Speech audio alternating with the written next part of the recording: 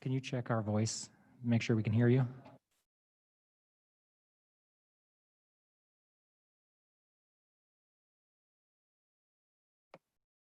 Hi, Treg.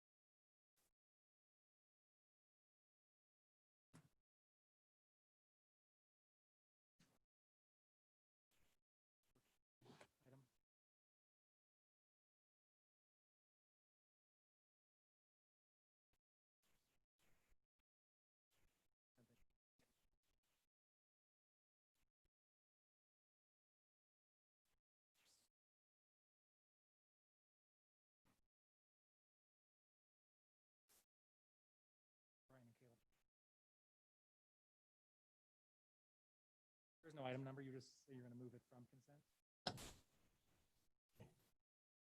Hi, Dawn. I'm your best friend today.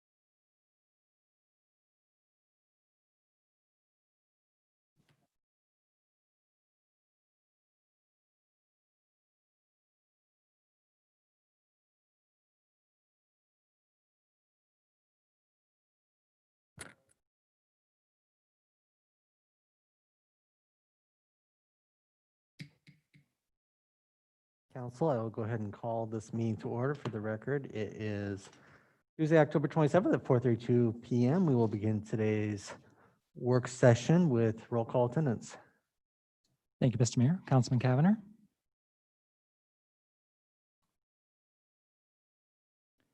Councilman Cavanagh, can you hear us?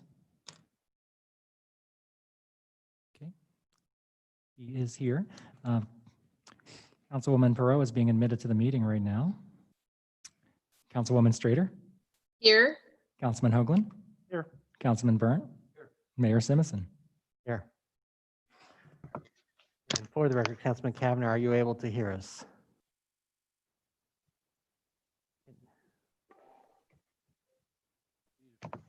Yeah.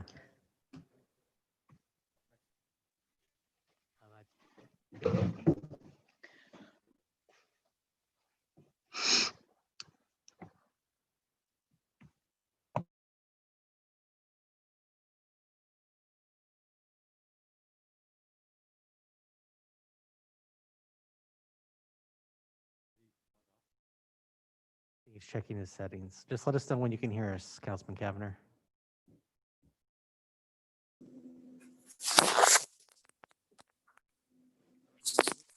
Mr. Mayor, There you go. Are you there?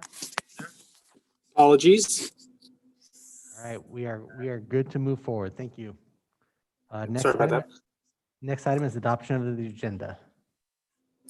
Mayor, Councilman Burt, I move that we adopt the agenda as published. I have a motion and a second to adopt the agenda as published. Is there any discussion on the motion? If not, all those in favor signify by saying aye. Aye. Opposed, nay. The ayes have it, and the agenda is adopted. Next item is our consent agenda. Mr. Mayor, Councilman Burt, I move that we move item number 13 from the consent agenda for further discussion. Other than that, I move that we approve the consent agenda as amended for the mayor to sign and for the clerk to attest. Mr. Mayor, second the motion. I have a motion and a second to amend the consent agenda. Is there any discussion on the motion? If not, all those in favor signify by saying aye. Aye. Opposed, nay. The ayes have it. There was one item moved from the consent agenda, item number 13,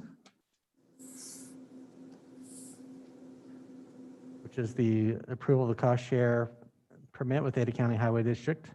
Is there any discussion on this item? Mr. Mayor, Councilman Burt. I believe we have further discussion later on this evening in regard to this, and with also there, depending on how things go tomorrow at the Highway District meeting, we may need to change this on the side burner until we get more information. Mr. Mayor, Councilman Cavanagh. sorry, I got the gist of what Councilmember Burnt was talking about, but his audio is very, very faint, and it is very challenging to hear him. Can you hear me better right now? Yes. Okay. So to repeat what I said, we just need further discussion in regard to this later on in our 6 o'clock meeting, and with what I believe ACHD has a meeting tomorrow that we'll have further discussion in regard to item 13 of this cost share agreement. So until we get further clarification on what this looks like going forward, we're going to hold off on this approval. Mr. Mayor, Councilman Hogan. in regards to this item, do we just want to continue it to November 4th? Yes, sir. Do I have a motion? Is that a motion? I second it. I have a motion and a second to continue this item to November 4th. Is there any discussion on the motion? If not, all those in favor signify by saying aye. Aye. Aye. Aye. Opposed, nay. Aye. The ayes have it, and the item is continued. Next up is under Department Commission Reports. First item is Community Development. I'll turn this over to Cameron. Good evening, everybody. Can you hear me okay and see the slides okay? Great. Okay, it's a pleasure to be with you. Just a real quick update, and then also kind of dive into this a little bit. So as you guys know, the Community Development Department has been working on our software integration, particular to Excella and Project Docs for over a year now. And that's been awesome. It was fortuitous that we did that when we did, particularly with the building side of this. Prior to COVID, that enabled us to go remote and continue to working during the pandemic, which has been incredible. We're able to maintain service levels and so on. We are now into the planning phase of this integration, and during that process, we discovered a pretty cool efficiency, and therefore that's why we're before you this evening. The meat of this is really just to basically add on an additional, well, let me step back and just give you a quick overview of kind of what happens now. So as a planning application comes in, for example, and we'll keep it there. You know, the planning team will assess that.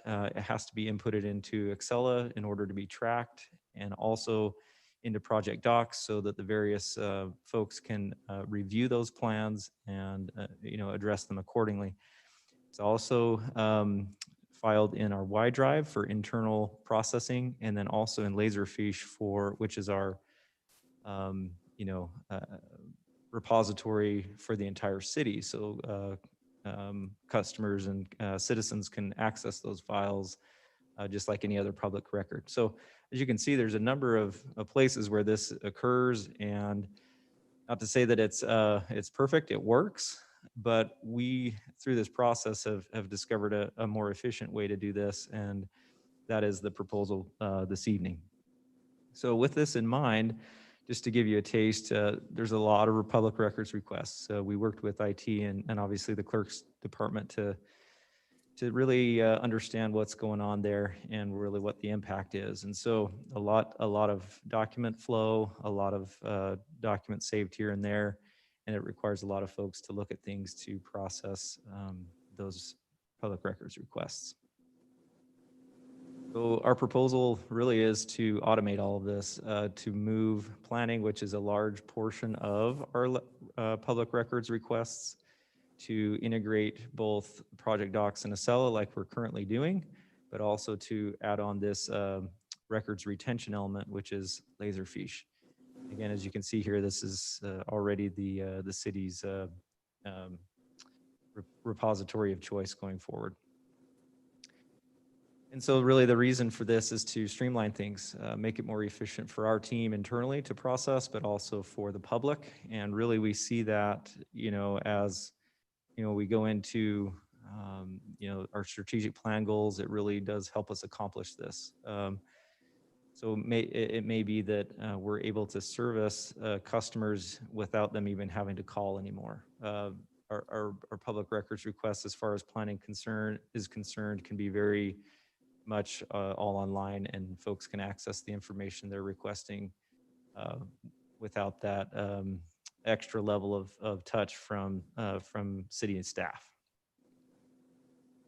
With that, just to kind of break down the numbers for you, and if you can just follow my cursor, we really are just talking about the planning piece of this now, because that's where we are in the phasing of this project.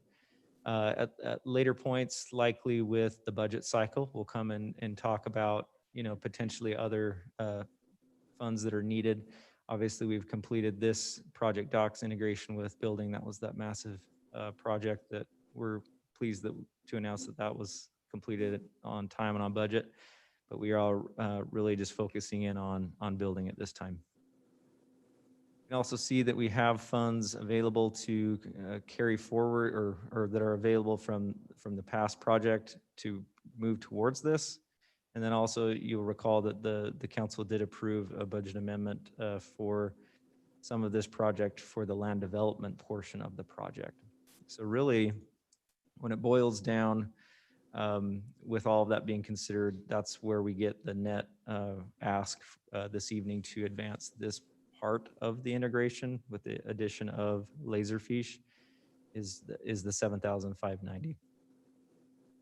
And really we'll again through the budget process and as we learn through the integration of Laserfiche with planning, we'll bring other potential enhancements in future budgets. Again, really in our view that the time is now to do this. We're already in the heart of this project. We already working with the consultant, and it'll potentially alleviate future rework and just keep the whole project moving forward with this additional efficiency baked in. So with that, I have Caleb's here with us. He and Bill and Mindy have been working on this pretty heavily. Also have Dave Teedy on the line from IT, and Christy, who truly have been managing this project from the IT side. But happy to answer any questions that the council may have, and look forward to a discussion. Thank you, Cameron. For the record, Councilman Borton has joined us. My screen is minimized, so I don't know when he joined us, if you heard all that, but he is now on the call. Is there any questions for Cameron regarding this budget amendment? Mr. Mayor. Councilman Cavanagh. Thank you, Mr. Mayor. Cameron, just a couple of questions. I'm certainly supportive of the enhancement or the amendment, excuse me. But your presentation did bring up a couple of questions, and one is about these public record requests that we're receiving. Are they coming from any specific industry or entity? I mean, who is our top requester of those? Mr. Mayor, Councilman Cavanagh, I really appreciate that question. It's hard to pin it down because quite frankly, the requests come from all over the place. It could be, a citizen just wanting to know what's going on and with the development next door. It could be design professionals, other interested parties, the news media. Certainly, there's a lot of folks that make those requests. And I think it is safe to say, and maybe Chris and others can attest, those requests haven't been going down; they've been going up. And so it's from a variety of folks. And but I do appreciate that question because it does highlight just the workload that's required to service them. Mr. Mayor, follow up if I may. Councilman Cavanagh. Cameron, I think the reason for my question is I think oftentimes, especially, with government, when we start looking at new software tools, it's natural we look to improve the efficiencies of our employees and help relieve the heavy workload that they're carrying. Sometimes I worry there's unintended consequences that we're so focused on our internal customers that it becomes a cumbersome solution for our external facing customers. And so maybe you can just give council a quick kind of flavor about what type of engagement we had with the public to make sure that this is the right tool for them to use as much as it is beneficial for our internal customers. Sure, Caleb.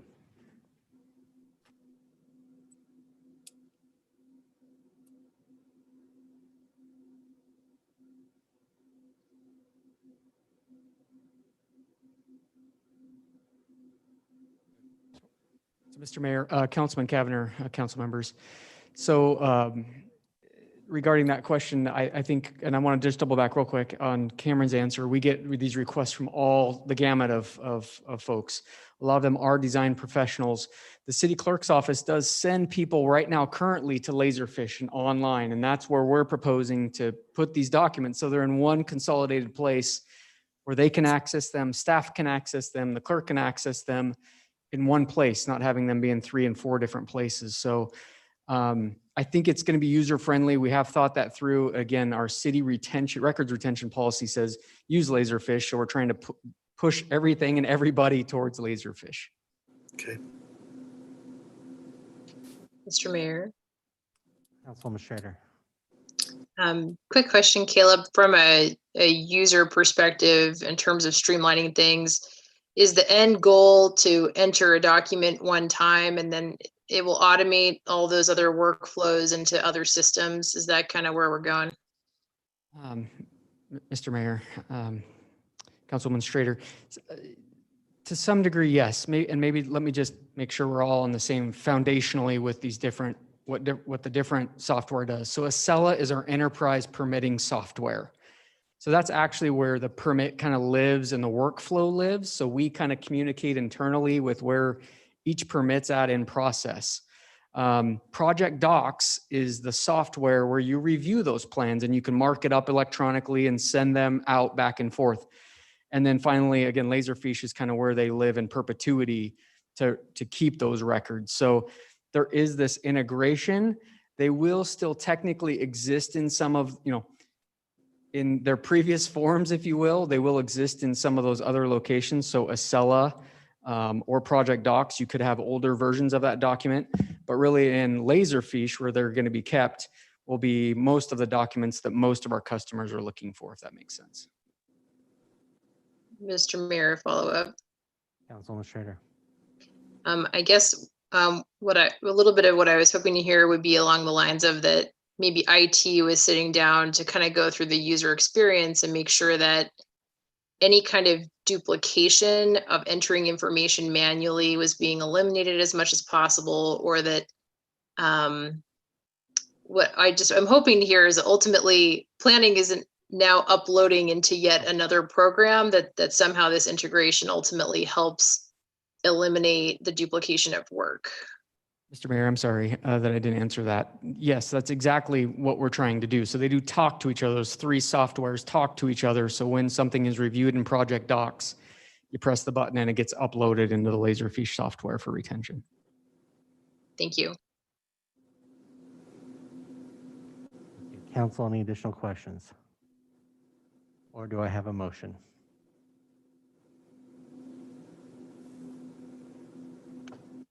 Mr. Mayor, Councilwoman Perot.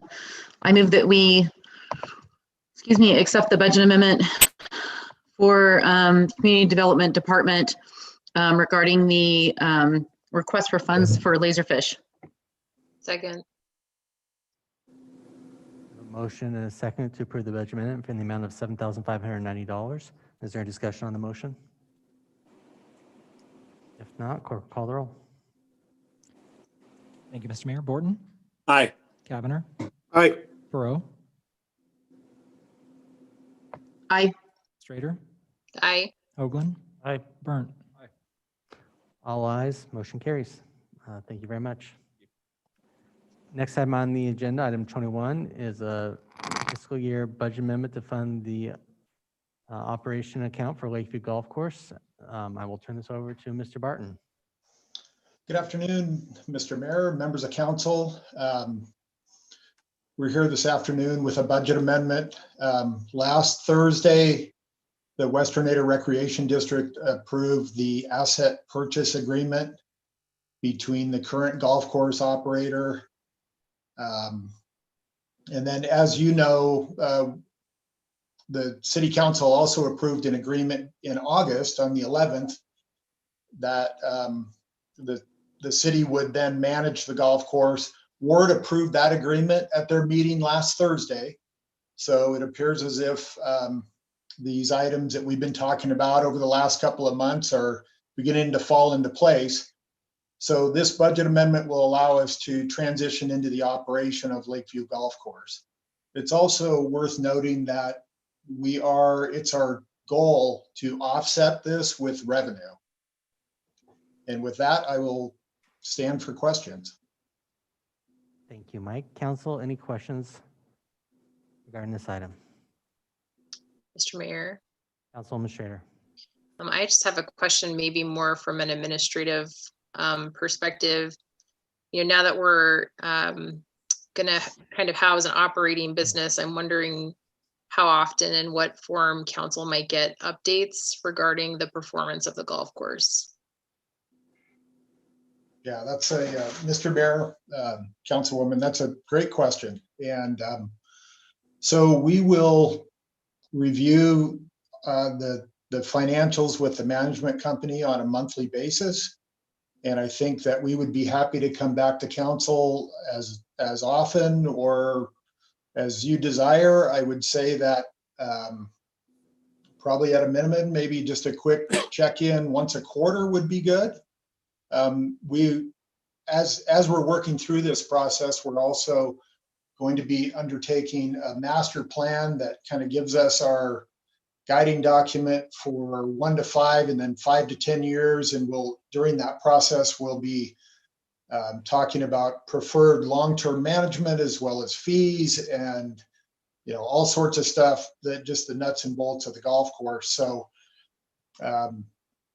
we will be back to council with to seek input on that master plan. And I think it's appropriate to probably come back once a quarter with financial information as well. If I could maybe suggest, I know finance is listening, they always are. This would be a very simple one to have on your dashboards on OpenGov to see revenue in, costs out. So you can go in and see that as frequent as you would like. And then the conversations with the Parks Department can be more about other things than the financial management, unless there are concerns that we need to address. Would be my recommendation. So hopefully, Todd, if you're listening, you can see that that's something council would like on OpenGov to be able to review specifically. Mr. Mayor. Councilwoman Schrader. I think that's a perfect idea to put it on the dashboard. I'm imagining there's some seasonality to this business, and I do think for the first year, at least I would appreciate some kind of a context for the performance, at least if not quarterly, twice a year, as it's getting started, to understand the drivers of revenue. And we can check the dashboard and make sure that's all there. So I love that solution. I think maybe as we're getting going, I would appreciate a little more into the weeds. That's what I think that's what Mr. Barton was saying, but you can always go check. This way you can always go check whenever you want when you have the question. But yes, there will be this Thank you. ongoing dialogue as we find long-term solutions for the golf course. Mr. Mayor, Councilman Borton.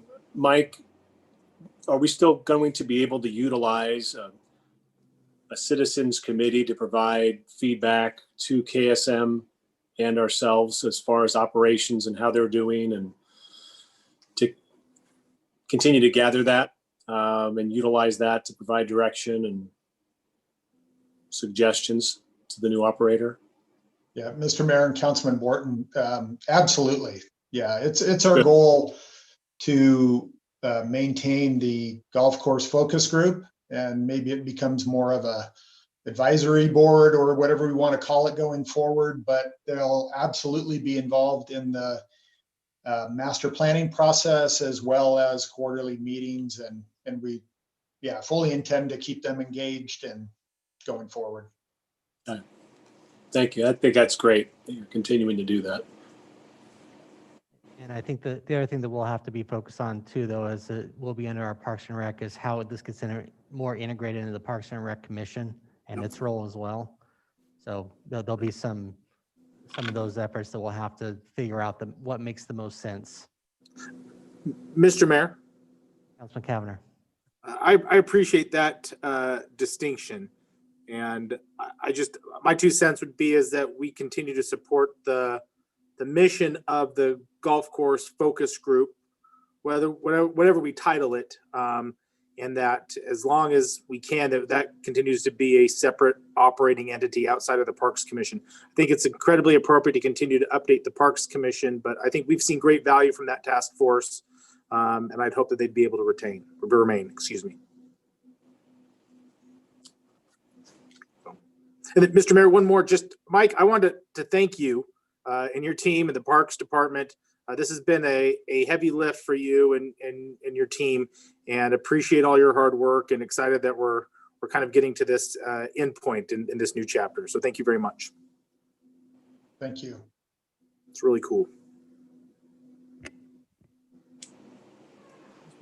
Councilman Hoagland. Just one way for comment to Councilwoman Strader's question about, revenue and keeping an eye on things. Just my sage advice is we just watch the weather report. If it's good weather, there's going to be lots of golfers. Bad weather is not so many. So, but with that, Mr. Mayor, I would move approval of the fiscal year 21 budget amendment to fund the operating account for Lakeview Golf Course in a not to exceed amount of $700,000. Second. I have a motion and a second. Is there any discussion on the motion? If not, clerk will call the roll. Thank you, Mr. Mayor. Borton, Aye. Kavanagh, Aye. Burrow, Aye. Strader, Aye. Hoagland, Aye. Burnt. All ayes. The motion and amendment are agreed to. Next up is the Lakeview Golf Course Management Agreement. I'll again turn this over to Mr. Barton. Thank you, Mr. Mayor and Council. As previously discussed with the council, our preferred short-term method of operating Lakeview Golf Course is to hire a golf course management company. The agreement that you have before you this evening is that agreement that will allow us to bring Kemper Sports Management on board as soon as the asset purchase agreement closes. And with that, I will stand for questions. Council, any questions? Mr. Mayor, Councilman Borton. if you might already have this planned out, but if there's maybe a brief summary on the rollout, there's a lot of chatter and incomplete information, just the nature of the beast with this, as it's been a moving target to make this process happen. So if closing gets completed as scheduled, is there a plan of attack for the city with KSM to kind of launch this in a sort of a celebratory way, that there's a lot of positive that is coming from this transaction, and answering questions and maybe encouraging, in particular, all those regular folk that really enjoy the golf course, that this is something to celebrate, and we're all excited about it. So is there a plan to have an open house or something before Thanksgiving that that kind of launches this endeavor with the public?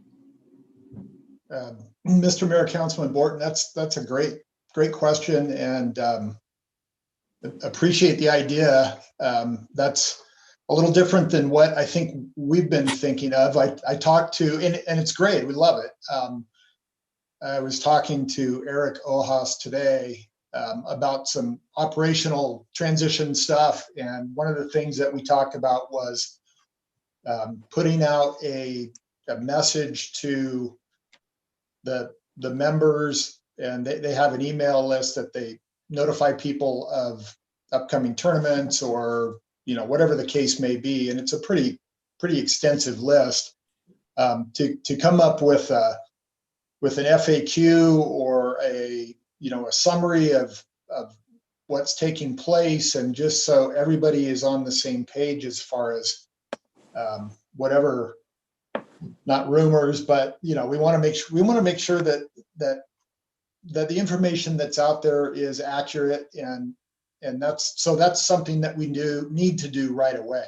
But I honestly love the idea of an open house and meet the staff, and maybe meet the folks from Kemper Sports Management and even city staff. And I love that.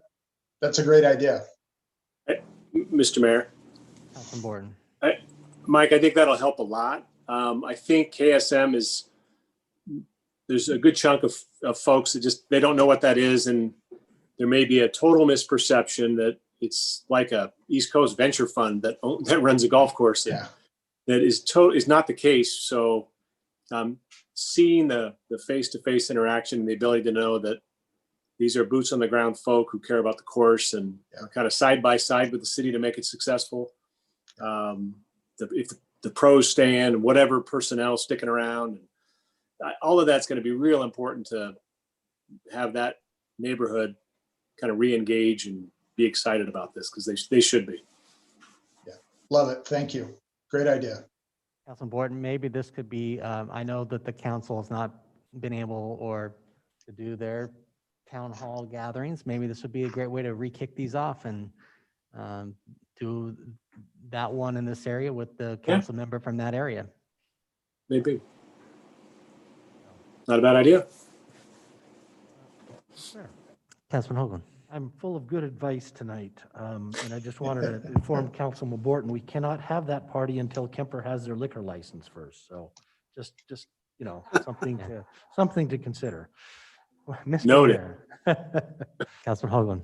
I move that we approve the Lakeview Golf Course Management Agreement between the City of Meridian and Kemper Sports Management. Second. I have a motion and a second to approve item number 22. Is there any discussion on the motion? If not, all those in favor signify by saying aye. Aye. Opposed, nay. The ayes have it, and the agreement is agreed to. Thank you very much. Thank you. Thanks, Mike. Thanks, Mike. Thank you. Yes, and now let all the fun, hard work begin. Next item is item number 23, our Public Works Annual Report. So without further ado, I will turn this over to Mr. Bolthouse for the next 28 minutes of riveting information about where the magic happens in the city, in our Public Works Department.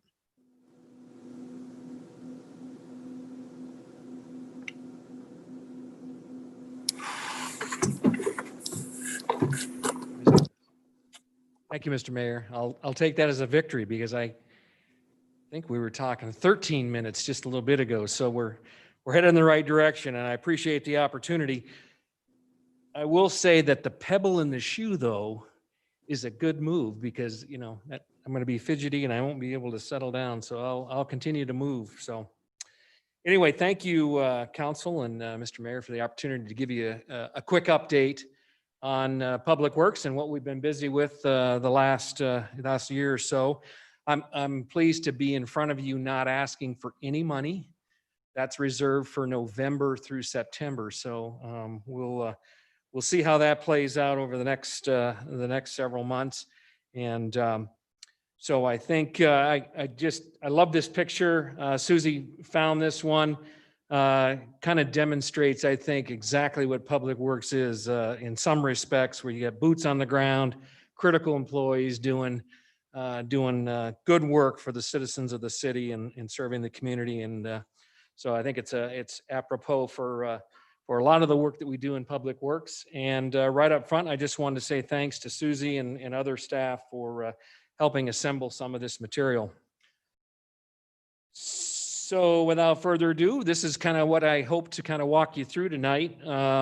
Just a quick look at the water utility, wastewater, streetlights, a little bit about financial aspects, enterprise fund, something on staffing, and then touch on some accomplishments and things we have going on in a lot of our kind of foundational support organizations. So with that, we'll step through. There is a little bit of organization to our thoughts. And that is, as we address the utilities, we'll talk about regulations, we'll talk about some capacity, we'll talk about some future issues and things as they're going along.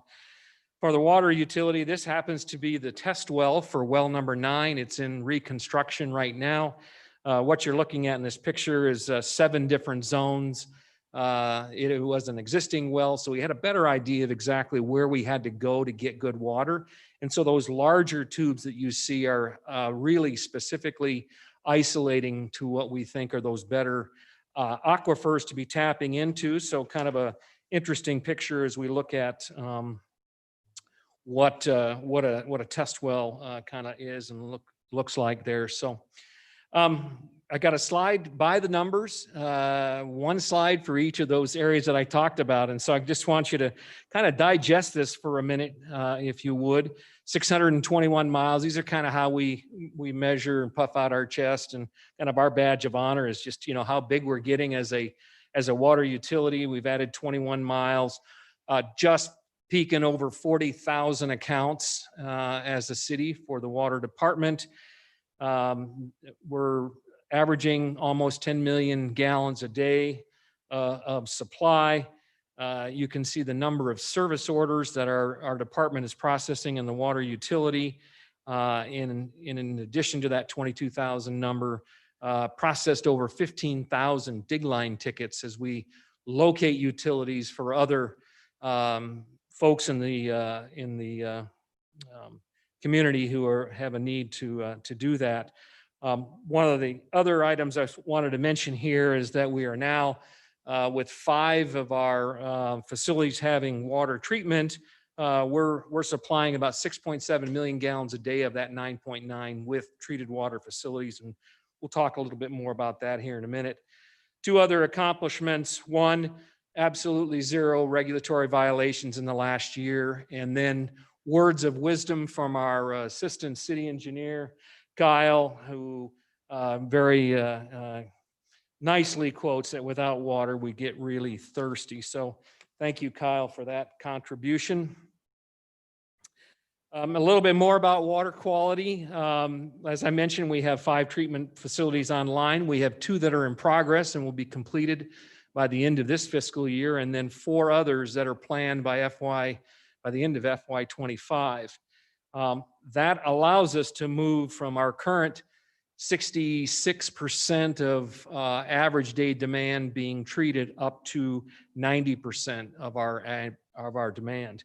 And as the chart on the upper right would show, if you look at water quality calls associated in the years for brown water, and those items, you know, are associated with manganese, you can see that the treatment facilities have made a substantial improvement in the quality of that particular concern. And we're down very low. Adding to that is a great effort by the water department in modifying and improving their flushing program so that we now prevent that precipitation from occurring in our water system, and we're flushing it and getting it cleaned out, and it should stay clean.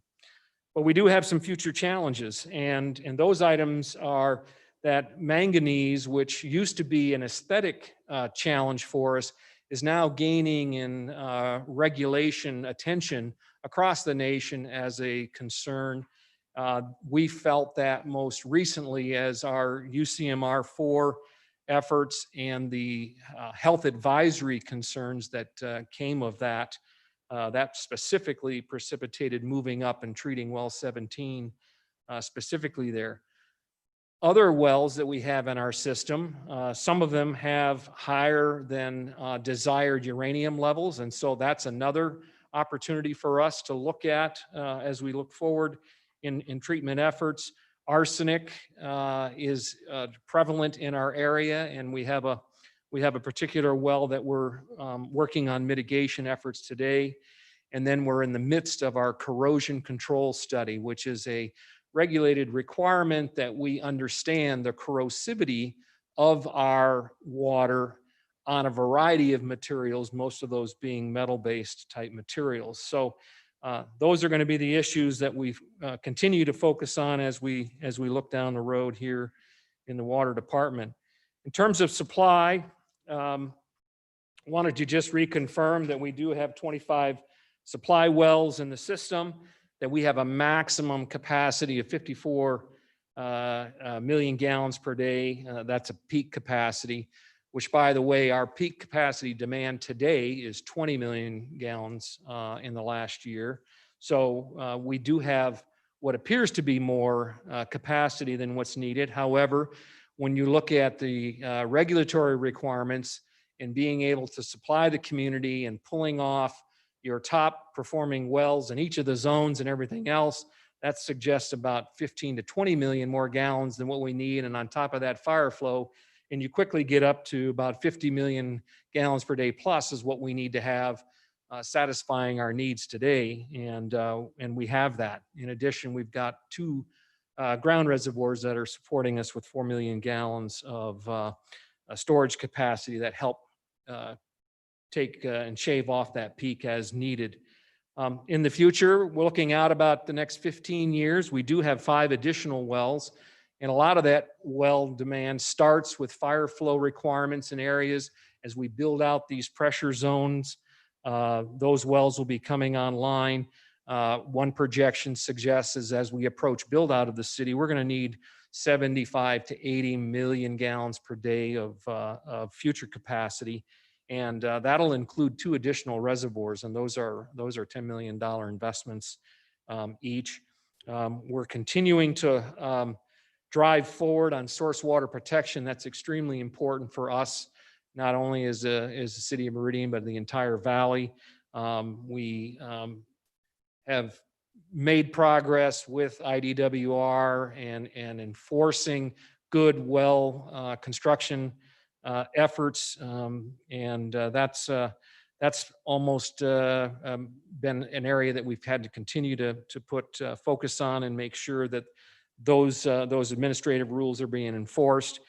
And we're continuing to always look at drought mitigation. So cities, municipalities, we are not exempt from a call if we ever ended up with a shortage. And surprisingly, we don't have the most senior of water rights in the city. So we're always looking for opportunistic efforts, possibly purchasing senior water rights, making sure that we're in the conversation as new water sources become available. A couple of those we've listed here as the Anderson Creek dam raise that we've submitted an MOU of interest in that project, as well as Cat Creek, which is similar in nature, that could offer future drought mitigation. So we'll see where those play out. On the regulatory front, certainly mentioned that we had 0 non-compliance issues this year. However, we do have a few more things that we accomplished this year. We completed in November the UCMR 4 efforts without issue. We completed risk and resiliency assessments, which is required by DEQ. That led to an update on our emergency planning response plan. That was also a requirement that had to be completed. And we finished all of our well security upgrades, which has been a multiple year project that was largely driven by Homeland Security recommendations. We have some future challenges that certainly we got to keep a constant eye on. Current items that are regulated contaminants and things. There's constant science improvement and changes and regulations, and that has a tendency to drive those limits and requirements down. The whole area of health advisories, which appears to be a way that regulatory enforcement can occur without new regulation. So that's something that we're watching. Lead and copper rule, there's a lot of activity on where that's actually going to sort out and where the responsibilities lie with water purveyors in terms of that potential issue. And then constituents of emerging concern. I just picked one here, PFAS. Those are kind of almost ubiquitous chemical compounds associated with plastic and in a variety of product manufacturing. We did have a success story as it relates to that, and that was working with our fire department. The foam that they use in firefighting had that constituent in it, and it can be a pretty serious contaminant. And working together, they identified an alternative product and actually had that removed from from their trucks in use. So we really appreciate their support on that. In terms of infrastructure, we did have a number of things that were completed. They're listed here. You're aware of some well abandonment projects that we had going on, and this map just kind of highlights some of those infrastructure efforts throughout the town. Red are projects that got done, green are in progress, yellow are those that are coming in the near term future. So you can see there's a lot of effort there.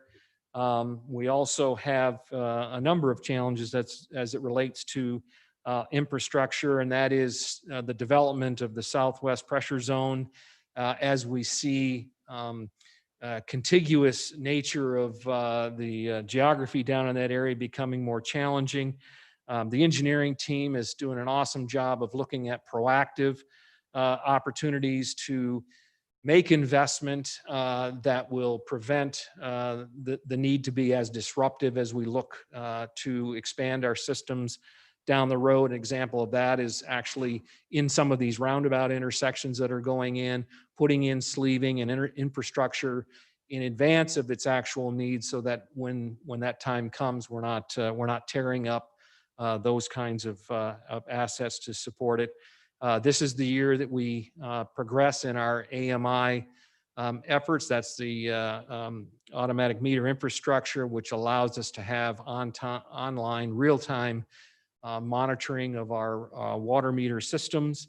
And that'll be progressing this year. And then one of our future challenges that here a few years ago that we didn't even really recognize, and that is the boring industry, as they lay new fiber around the town and do other things, has really become a bit of a thorn in our side. And we're regularly having some of our services and assets hit, most recently up on Hickory by a boring outfit. So anyway, something for us to keep an eye on as we look down the road.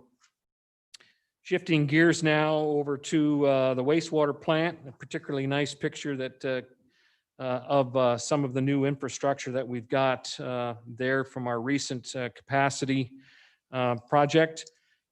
Just wastewater by the numbers, fewer miles than water, but we just broke over 500 miles of sewer and over 2,000 new accounts added in the past year. 58 miles of our sewer system got cameraed and logged in terms of their condition, and 40 additional miles got cleaned. And I direct your attention to the pre-treat. This is a two-person team in our group that is there to put in preventative measures from any businesses in supplying any kind of contaminant or concern that comes down to the waste treatment plant, responsible for making sure that restaurants and those things have adequate systems that prevent grease and oils and those things from coming down. And you'll see that they had over 550 inspections and reviewed over 500 plans as they come through the system. Our maintenance and service orders here are internal and largely completed by our maintenance and operations group. And recognizing the great work that our lab staff does, they completed over 13,000 compliance tests out of our laboratory facility. Also very proud that they had 0 permit violations at our wastewater facility. They're actually having to under the jurisdiction of 3 different permits, the IPDS discharge permit, the reclaim water permit, and an air permit as well. So great effort. And they were also recently recognized by Idaho DEQ as a pollution prevention champion with a lot of the great work that's happening down there at the plant. In terms of the regulatory landscape for wastewater, you know, that permit that started in 2017 just had a substantial reduction in nutrient discharge as the challenge for the city. It increased the laboratory testing significantly.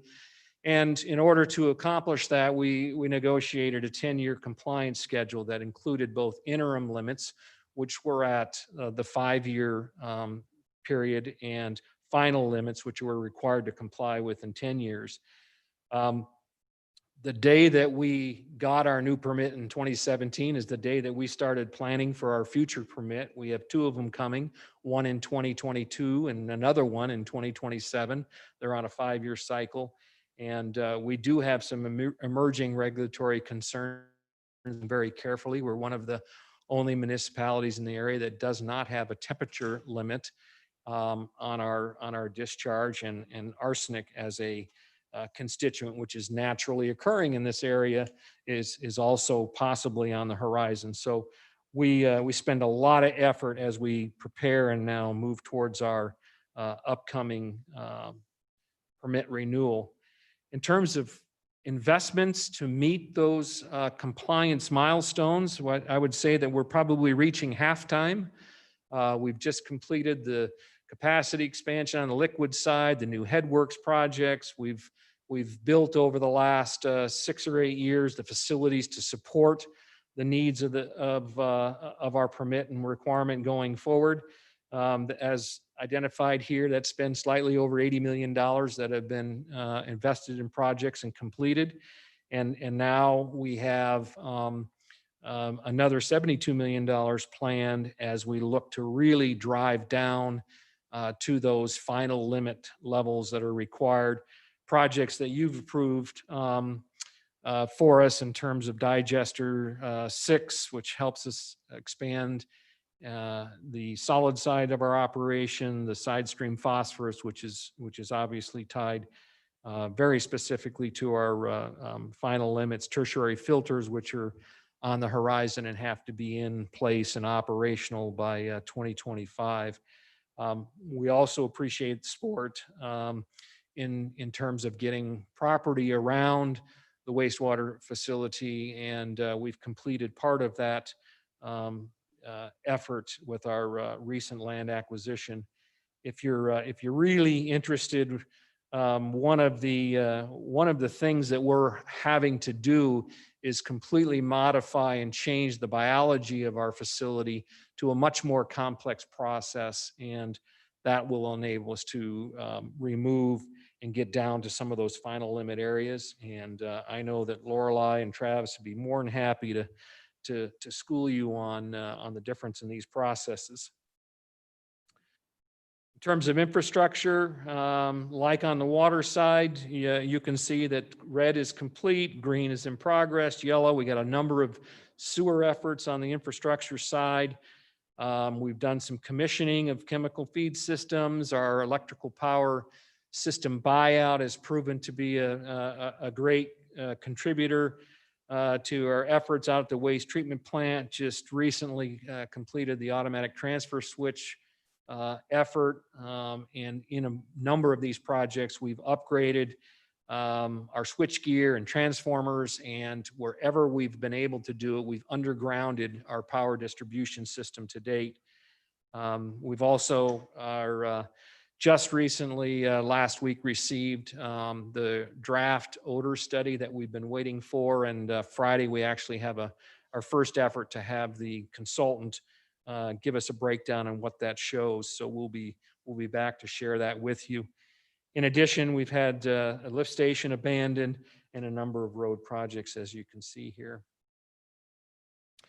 Wanted to take just a minute to talk about some of those really big efforts that are on the planning horizon as it relates to the sewer servicing of some of the areas of town. So in order, I'll just kind of walk down through this list, and if you look at the pink section here, in order to serve that area, because that's down gradient, everything in our city basically falls from the southeast to the northwest. That requires the addition of a lift station.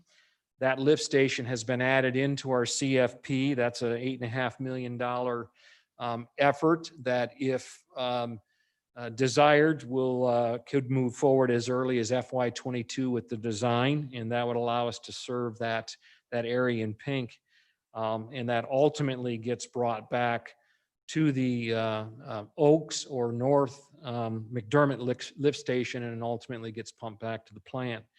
The yellow section is the McDermott trunk extension. We also have that starting in FY27, an investment of approximately a mile of that and moving south, and that's required to serve really anything to the south along there. The blue is the South McDermott lift station, and that's what it will ultimately enable the city to open up the Victory sewer shed that is highlighted in blue there. And then all of those projects, depending upon how they come and in what combination, will require us to take the Oaks lift station, which is a temporary lift station, and ultimately build a large regional lift station. And that's a $9 million investment there that would allow us to handle any and all of the capacity coming. So those are some of those future planning items that allow us to open up other areas of the city with sewer service. Just a little bit about streetlights. Is that we're over 8,000 streetlights that the city is responsible for. We added 591 new lights to that portfolio this year. Now, the bulk of those come from developer-driven projects that are contributed capital back to the city. But in addition to that, the money that we have available to us in serving underserved areas, CDBG grant type efforts and things all contribute to that number. We completed 131 LED conversions. And if you recall, you supported us in bringing in the line locate effort for streetlight power runs. And we completed over 1,200 of those efforts, in-house. May not be familiar with the fact that we have 3 different rate schedules for our streetlights. The 41A schedule is an Idaho Power owned and maintained light that we pay just the power bill on, but it's very expensive because it includes those other costs built in. The 41B is very limited maintenance by Idaho Power, just bulb changes and things. It has a more favorable power rate. And then finally, the ones that we own and maintain ourselves has the lowest power rate. A lot of irons in the fire there that are certainly coming down the road. Continuation of the LED conversion. The PUC recently approved the recommendation that the 41B lights in their system have to be ultimately converted to 41C. That is not required to happen until the fall of 2023. And we're looking at that, but opportunistically, as long as they continue to maintain and replace the necessary things, we may be looking at converting some of those a little bit sooner. And probably one of the biggest challenges we've got, as I think as a city, is we need to find a sustainable funding mechanism so that we can make the appropriate investments. We probably have between underserved areas that we could serve and LED conversions that we could do, we're probably staring at somewhere around $6 to $8 million of effort that could be needed, and that's a lot of pressure and competition when you consider that has to fight with all the rest of the general fund areas. Enterprise, jumping into the enterprise fund financial, if you take a look here, you can see that the rate model that we run and track shows that we are in pretty good shape in terms of solvency for the department for revenue and expenses, and that includes both operating and capital requirements. However, you'll notice the trend the last few years starts to kind of taper off. And when we extend that out, we actually go insolvent over that 2032, 2033 timeframe. So a lot of assumptions when we get out there. How fast are we growing? What are our costs actually going to be? But with what we know today, it suggests that, hey, that's now on the horizon. We need to start thinking about doing something about that. And to that end, we're going to talk about a cost of service study here shortly. But as a refresher, this is where we fall in terms of average cost per customer, if you will, on our rates and fees. We put in the bar graph for those that both have sewer and water. You can see that we're down near the bottom of that. So we've been able to manage that very effectively. And just as a point of reference, our annual revenues that we budgeted for this coming year's a little over 44 million, and our actual expenses are a little over 45. So we are going to be tapping into a little bit of that fund balance as that graphic shows. Mr. Mayor, Councilwoman Schrader. I'll hold my questions for the end, Dale. But I think maybe one thing that would clarify or help provide context for that chart regarding the insolvency, does that assume that we hold the rates that we charge constant? And is that where the challenge comes from in that moving that curve? Mr. Mayor, Councilman Strader, yes, there are no programmatic increases built into our rate modeling at this point. Thank So you. that would assume the same helps rate people structure going understand. forward. And if the city's desire is to continue to save and then fund, it suggests that we now need to take a closer look at that and understand what kind of adjustments would be necessary to prevent that line from going below zero. Thank you. And to that end, the way that we're attacking that is that we are going to do a full cost of service study. We just signed the notice to proceed and assigned with FCS the opportunity to do that for us. We're in contract negotiations on rates, but that effort will be starting here in earnest and will be complete by the time we get into the budget process. The intent of that is to go through everything associated with our rates and fees, our base prices and usage prices, make sure those allocations are correct so that we understand it.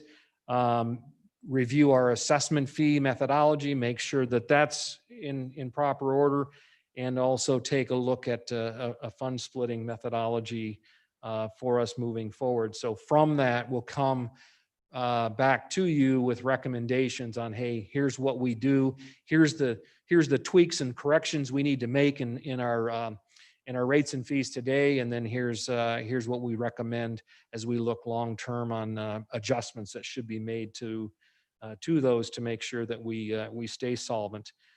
Mentioned the fund splitting. This is something that's been kind of on the back burner, I think, for a number of years at the city. And this is a suggestion that's supported by both finance and legal, that we really should be managing and truly split the water utility from the wastewater utility. Today we have a commingled checkbook, if you will.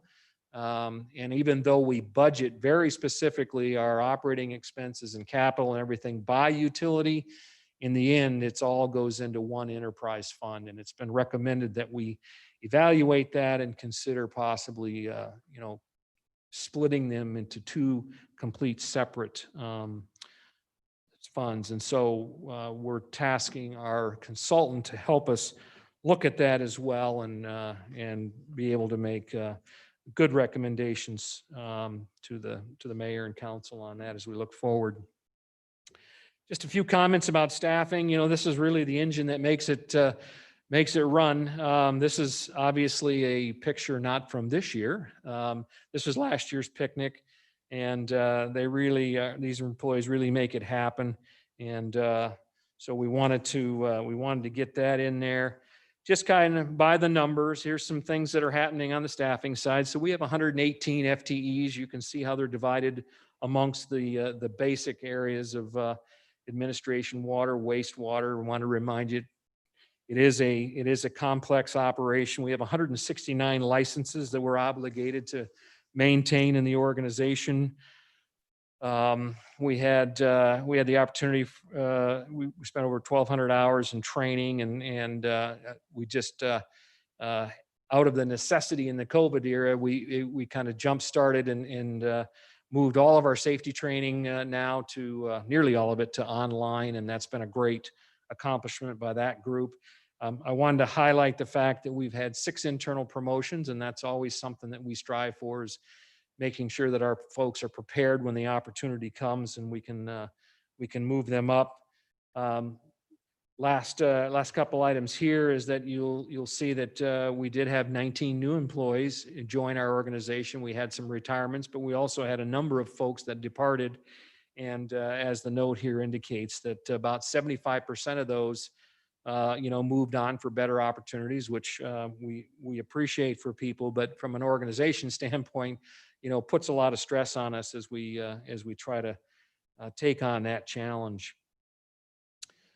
So with that, there's a couple things that kind of come out of that effort, and that is we're having difficulty in this market the last several months in finding qualified candidates, those who can come in and really hit the ground running.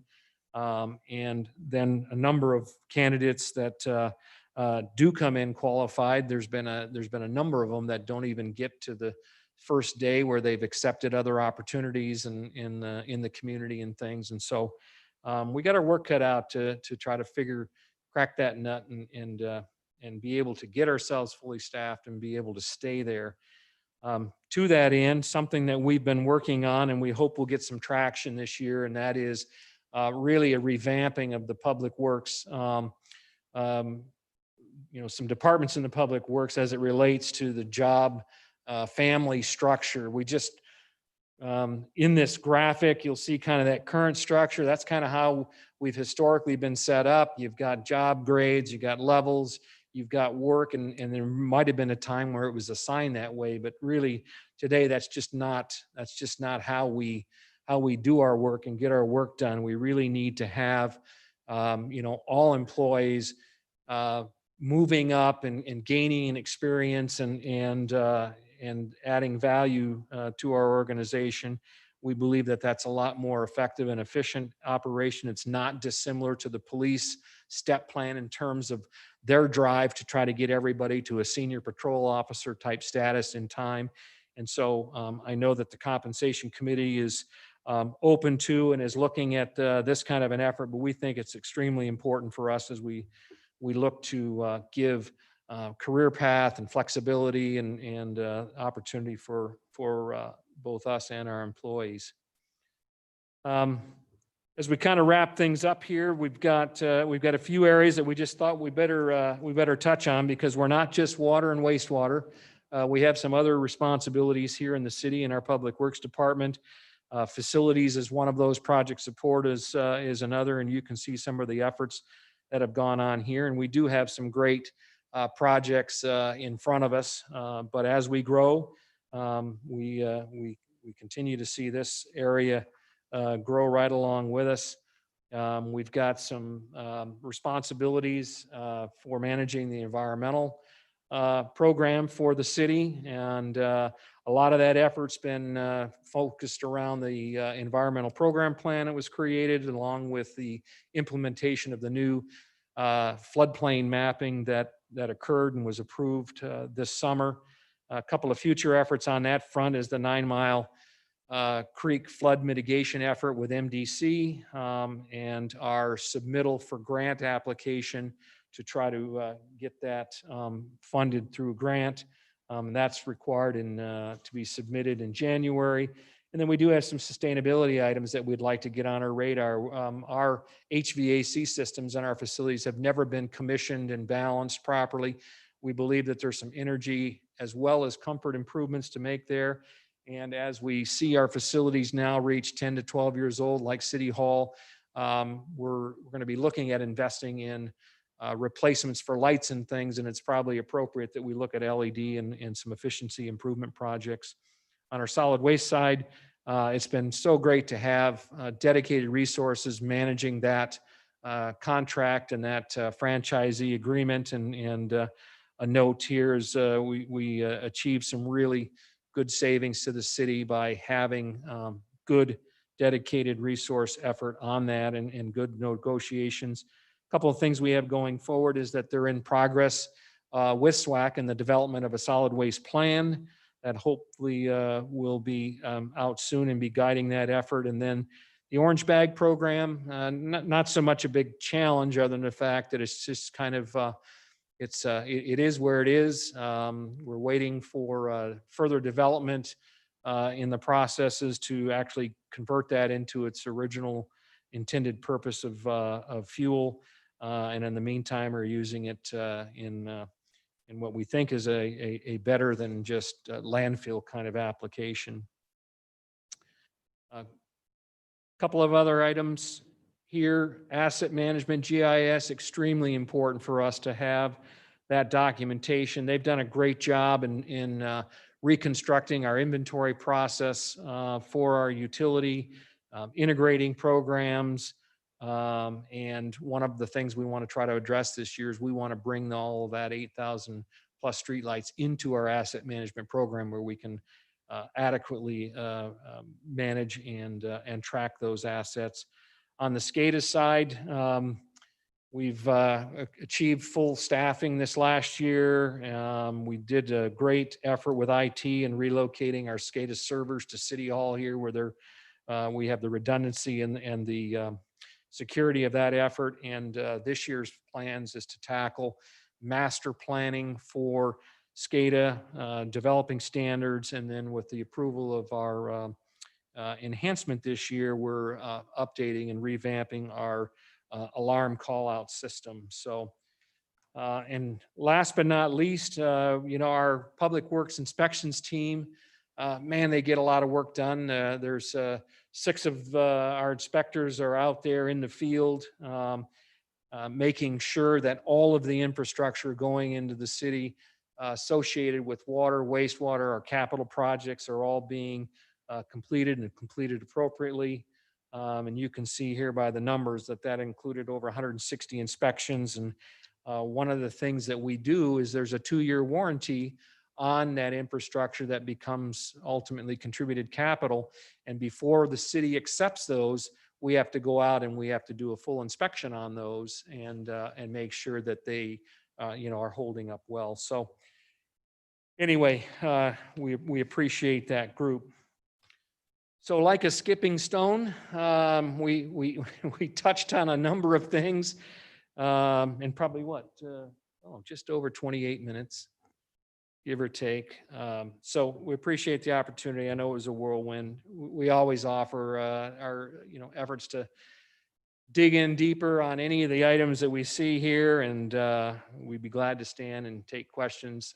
I also want to say thank you to Liz for being our liaison this last year and being kind of a sounding board and taking an interest in public works. So anyway, with that, we'll stand for questions. Thank you, Dale. Council, any questions? Mr. Mayor, Councilman Borton. just one quick one, Dale. If you covered it, I missed it, but are we on pace a few years back when we got the second camera truck for the sewer inspection to get us up to or ahead of schedule? Are we on schedule, ahead of schedule with the camera inspection on our lines? Mr. Mayor, Councilman Borton, the short answer is no. However, part of that has been challenges with labor and having the personnel to operate our vehicles. The other challenge is that, thank goodness, we procured newer equipment because we've been having a fair amount of repair and maintenance on the old equipment. So we are not at the target that we would like to be, but when we're fully staffed, we certainly have that capability. And we've seen signs of greatness on that front, but overall average for the year, we did not achieve what we'd originally targeted to hit. Okay, thank you. Mr. Mayor. Councilwoman Schrader. Thank you so much, Dale. And being the Public Works liaison has been one of the most interesting things I've ever done. And I just want to say how much we appreciate the employees in the Public Works Department. They truly are essential, and it's the foundation of a city to have potable water. And when you flush it, it goes. We can never lose sight of that. It's just such a basic thing, but it's so complicated as you spoke about all of the regulatory compliance issues, et cetera. I wondered if you could touch on, I know LED streetlights have been a hot topic. Council has been very interested in accelerating our LED conversions, I think, as well as working on new streetlights. We clearly need a more sustainable funding source. Any preview as to when we might have a few options to consider?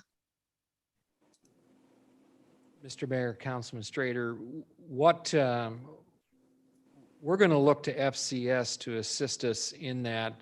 You know, they've got exposure to hundreds of municipalities across the country that do have streetlight programs. There are options, different options being deployed across the valley here.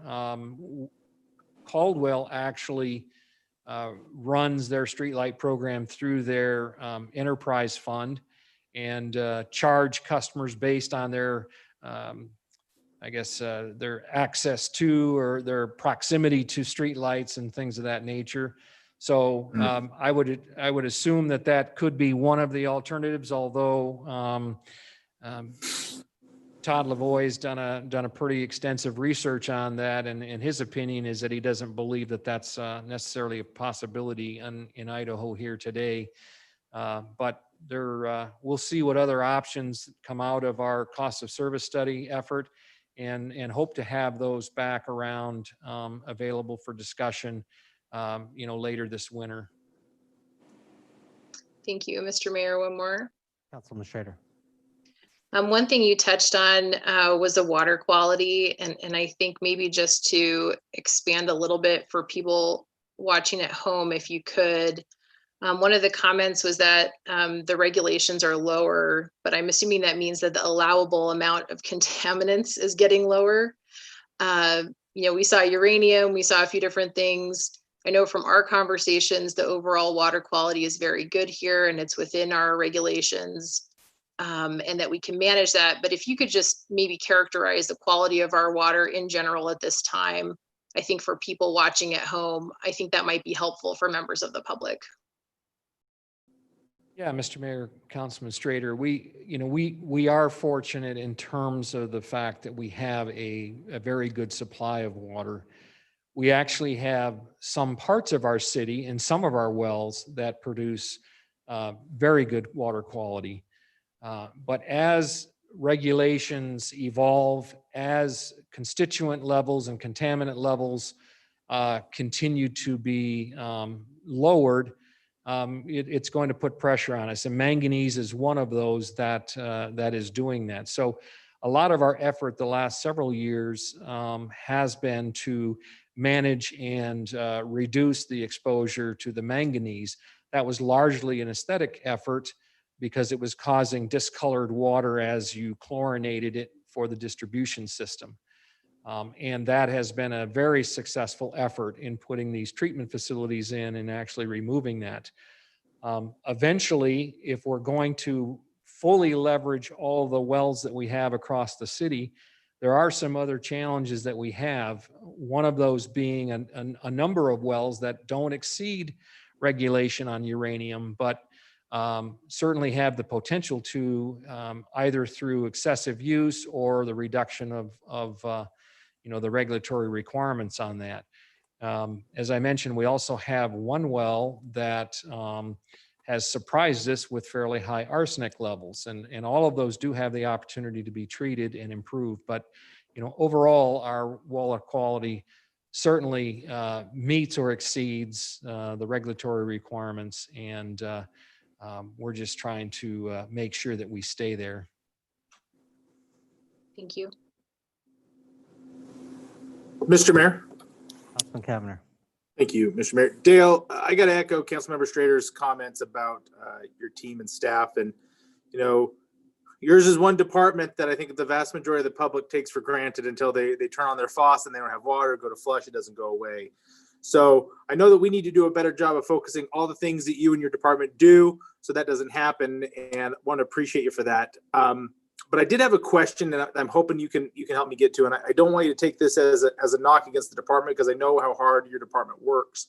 But I think along with all of council, forwarded a copy of the Idaho Conservation League's report that showed the city of Meridian had 2 discharge violations last year.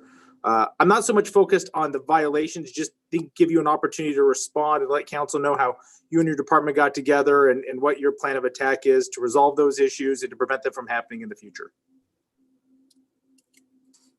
Mr. Mayor, Councilman Cavanagh, I'm not familiar with what those 2 discharge violations are. Lorelei McVeigh is on the call here and could easily probably jump in. One of the challenges that we've had is the poor record keeping by regulatory agencies and making sure that we stay ahead and keep those things cleaned up. I'm not sure if that's the case on this particular one, but I'm not familiar with the specifics. So I'll shut up and let Lorelei jump in. Sure, Mr. Mayor and council members, I can definitely speak to those. So those violations, the Idaho Conservation League's report looks at the past 12 quarters. And those violations have actually now since dropped off since they did the report. So they were previous to 2017. And the 2 instances were violations of E. coli limits, and those actually occurred before we upgraded our UV system. So we haven't had any recent regulatory violations.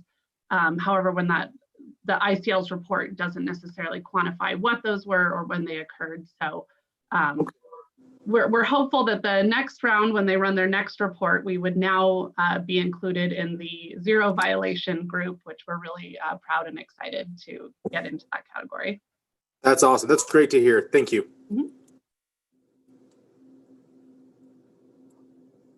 Thank you. Council, any further questions? Commissioner Bolthouse. Okay. Thank you very much, Dale. Council, just for the record, we do have the next Deputy Director of Plans and Projects from Ada County Highway District that was just announced today in the room, Mr. Justin Lucas, who we've had an amazing working relationship with in this current role. And I'm sure that goes for Public Works. I thought it was appropriate since we're on Public Works to at least mention that, but just want council to be aware of this, what I think is a great recognition of talent at ACHD, and look forward to continuing that operational working with them. So welcome, Justin. Look forward to seeing you at 6. Council, we do have 10 minutes before our next meeting. Would we like to move executive session until after? Yeah. Check, Mr. Mayor, they're all available after. Okay. Councilmember. Excuse me. Mr. Mayor, Mr. Neri, do we need to take care of this item on our agenda, or can we just adjourn?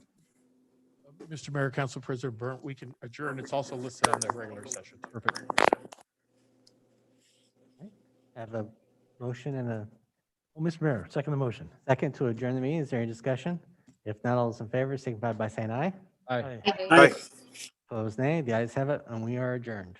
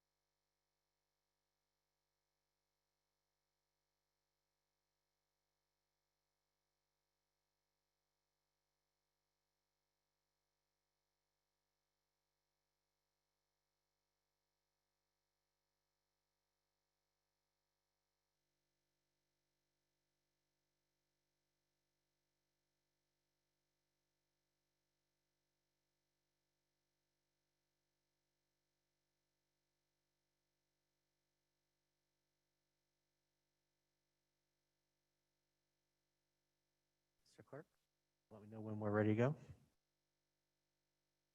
Mr. Mayor, I believe we're ready.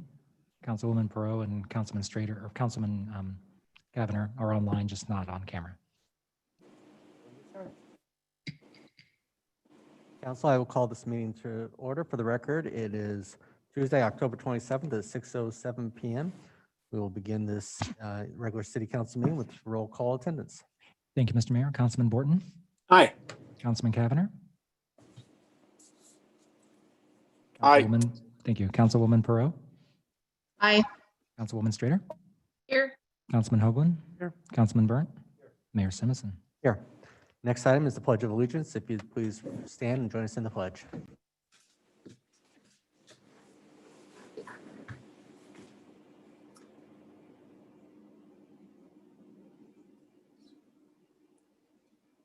And to the republic for which it stands, one nation, under God, indivisible. With liberty and justice for all.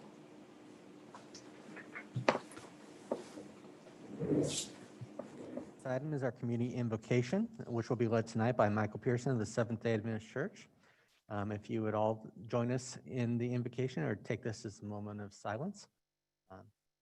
Pearson, thank you for being here. We appreciate it very much. Almighty God, we recognize that a few moments ago you bore witness to our pledging allegiance to the flag of the United States of America and to the republic for which it stands.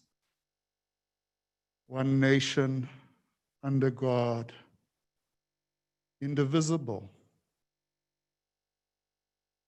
And like you, I pray that we as a community will be found to be indivisible, celebrating the many things that we have in common and being respectful of each other where we disagree. And we pray too for the United States of America as a whole over the next few months.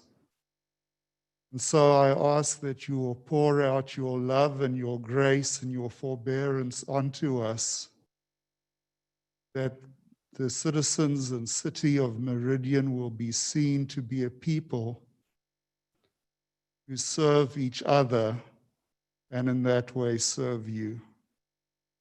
And so to this end, I pray for your presence here this evening. Amen.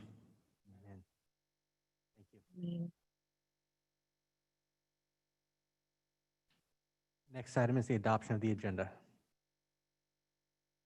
Mr. Mayor, Councilman Burnt. I move that we adopt the agenda as presented. Mr. Mayor, second the motion. I have a motion second to adopt the agenda as presented. Is there any discussion on the motion? If not, all those in favor signify by saying aye. Aye. Aye. Those nay? The ayes have it. My understanding is we did have someone sign up under the public forum.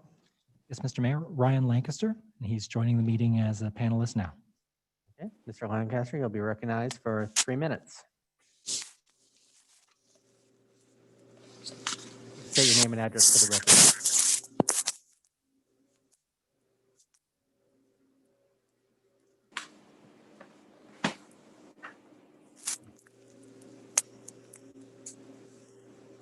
Mr. Mayor, council members, my name is Ryan Lancaster. I reside at 346 East Mosque Street in Meridian. I am also a transportation commissioner for the city.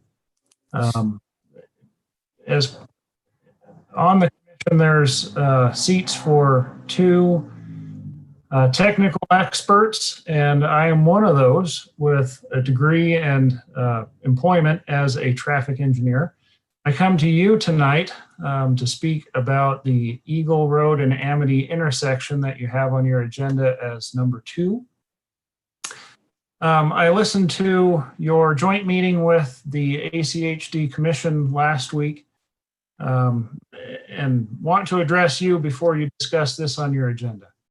In the previous meeting, Councilman Kavanagh mentioned how public works is taken for granted. In contrast, in traffic engineering, we have a phrase that everyone that has a driver's license thinks they're a traffic engineer. And to be blunt, I saw some of that in your meeting last week. I'm familiar with that project. As a commission, we have discussed that project, both the roundabout and the path crossings. Both those were discussed in your meeting last week. I, as a traffic engineer, as a professional, not employed by ACHD, I'm employed elsewhere, but with my experience as a traffic engineer with designing roundabouts, I'm very much in favor of the roundabout project. Some of the concerns that you addressed there last week, such as driver familiarity, pedestrian crossings, those are actually benefits to roundabouts. A roundabout, it slows driver speeds. The pedestrian crossings are shortened and benefit from the lower speeds in the roundabout. So instead of one crossing across a wide signal, for instance, there's two crossings across a shorter distance. So these are actually benefits. As far as neighborhood concerns, I go back to that statement that everyone that has a driver's license thinks they're a traffic engineer. In reviewing that project and listening to the ACHD's comments last week, I think they have done a fine professional job, and I ask you to support the project as designed. Somebody that I work with said once upon a time that they appreciate feedback, they appreciate involvement in projects, but don't trip a project at the last moment. And I'm afraid that that's some of the notions that were discussed last week. I'm afraid that's what's happening. So I ask that you please don't trip this project at the last moment. When you have concerns, I ask that you bring Mr. them. Lancaster, the 3 minutes has expired. That's what that noise was. So thank you very much. We appreciate it. Thank you, Mayor.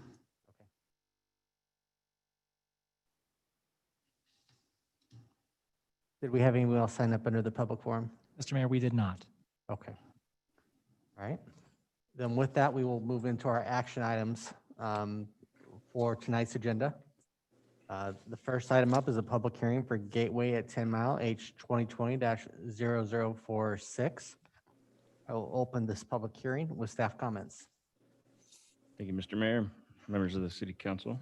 I have been trying to reduce and make my hearing outlines more concise, but with this project, it's very complex and took a lot of analysis, so bear with me on my long outline. This presentation going. Okay. So the application before you is for an annexation of approximately 41.2 acres of land currently zoned RUT in Ada County, with a request to rezone them to CG and R40 with 24 and 17 acres respectively. It is located on the northeast corner of 10 Mile and Franklin and lies within the 10 Mile specific area plan as well. These zoning districts accommodate future construction of a mixed-use commercial and high-density residential development.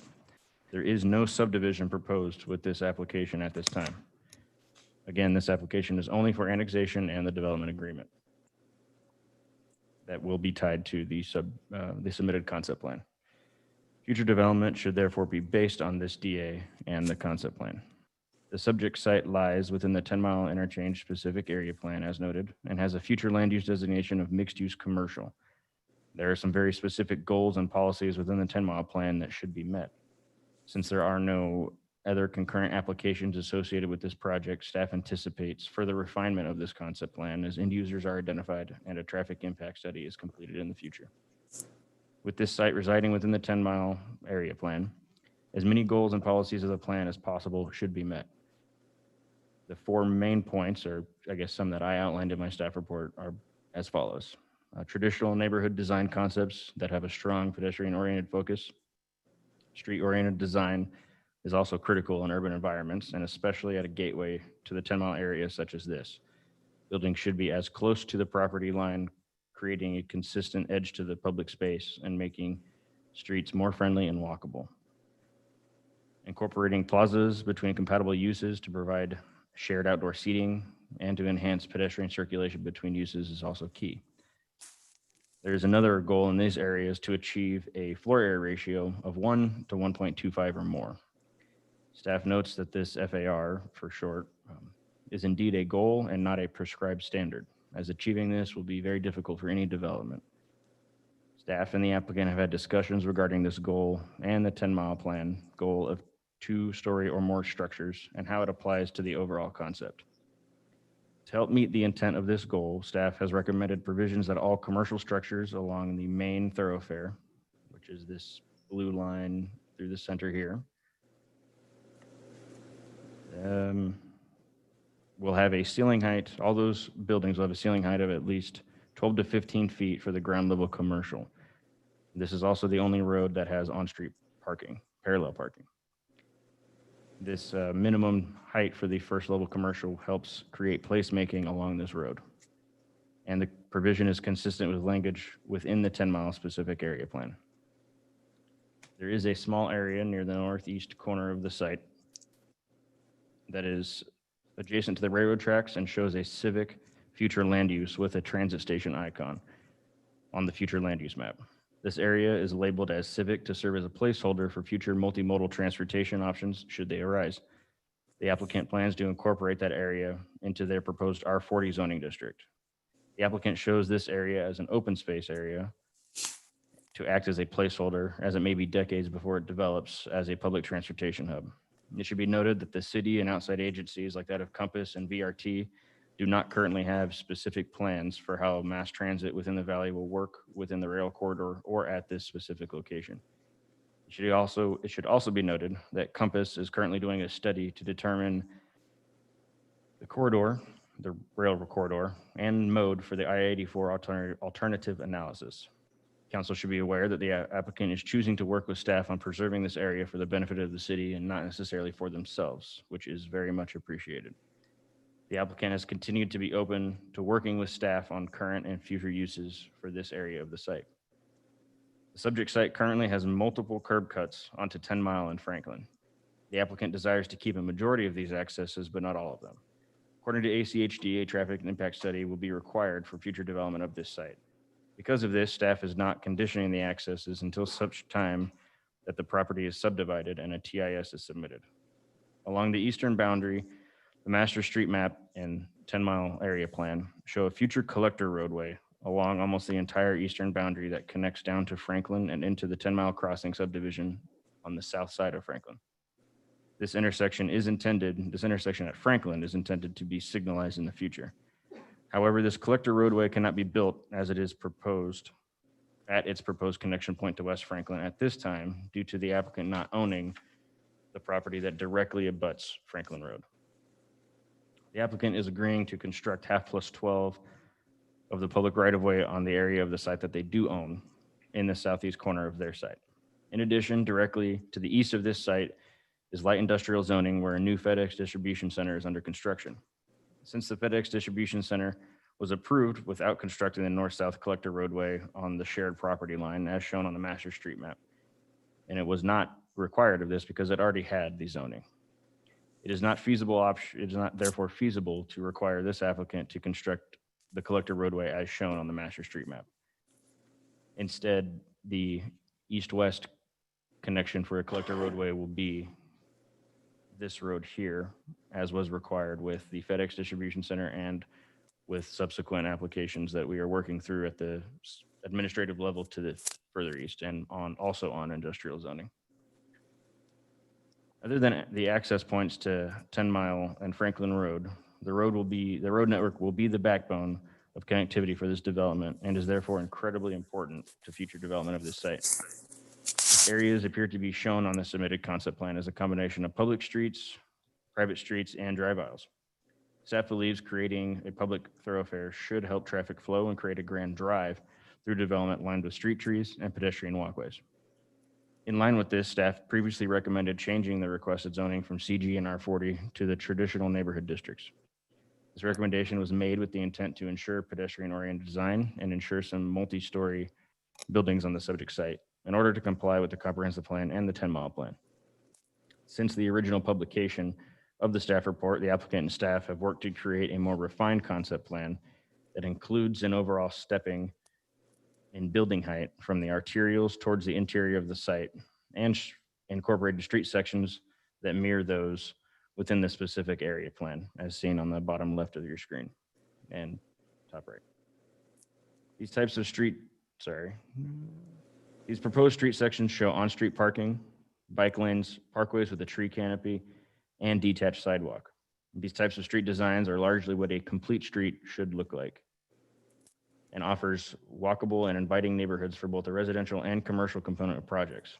An additional change from the original plan is the applicant's addition of 3-story townhomes along the main thoroughfare of the site that front on the roadway instead of towards the additional multifamily. These 3-story townhomes are a welcome additional housing type on site and should help to create placemaking within the transition between high-density residential uses and commercial uses on the subject site.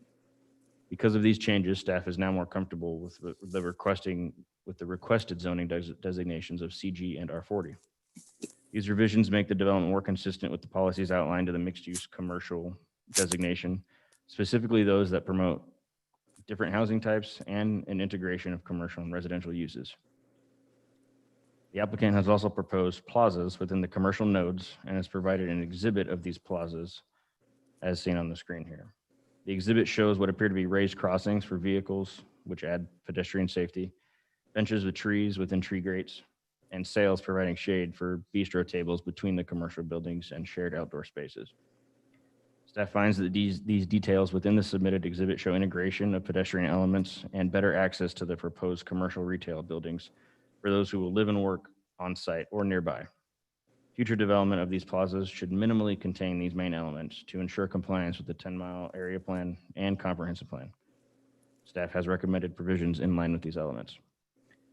The site does offer at least 2 constraints: the civic use previously discussed and the very southwest corner of the site that is constrained by the 10-mile creek. This creek and its location will severely limit any use in this section of the site.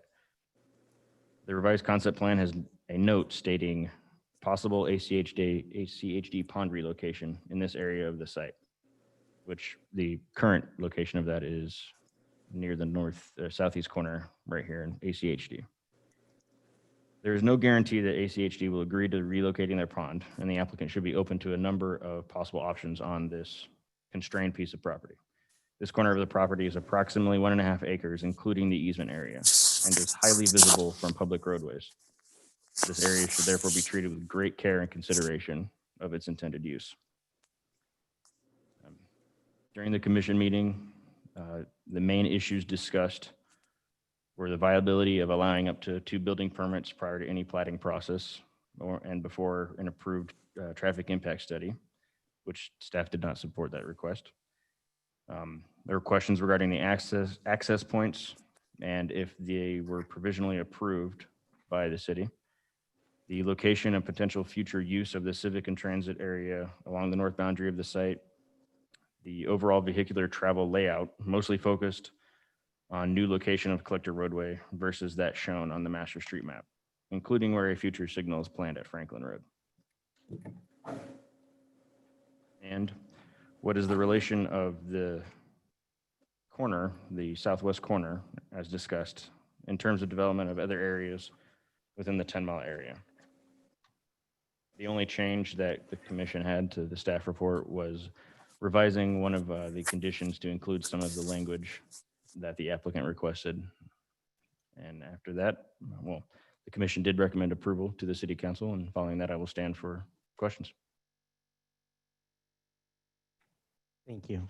Council, any questions? Mr. Mayor. Councilwoman Pearl. Joe, thank you so much for that presentation. Just a quick question about that southwest corner. From what I've seen, and what I understand to be the issue with the creek, would that, no matter what goes in there, is that going to be pedestrian only? I mean, there's obviously no access from the arterials. So how would that be accessed if it were used for any kind of public use? Councilwoman Perot, members of the council, great question. Yeah, this is something that myself, staff, and the applicant have gone around and around with. There are currently 2 access points to this small area that are used by the irrigation district. But other than that, I could not anticipate ACHD allowing any public access to this. If it were, we have had internal discussions, but have not had anything confirmed by ACHD that it might be a beginning of a trailhead to continue the master pathway, but I'm not entirely sure if ACHD would be on board for that. Otherwise, yes, it would be all pedestrian connected from the interior of the lot, which they could add a pedestrian bridge here. That was one of the discussions within my staff report, that anything on this corner is probably going to be very pedestrian focused and not vehicular.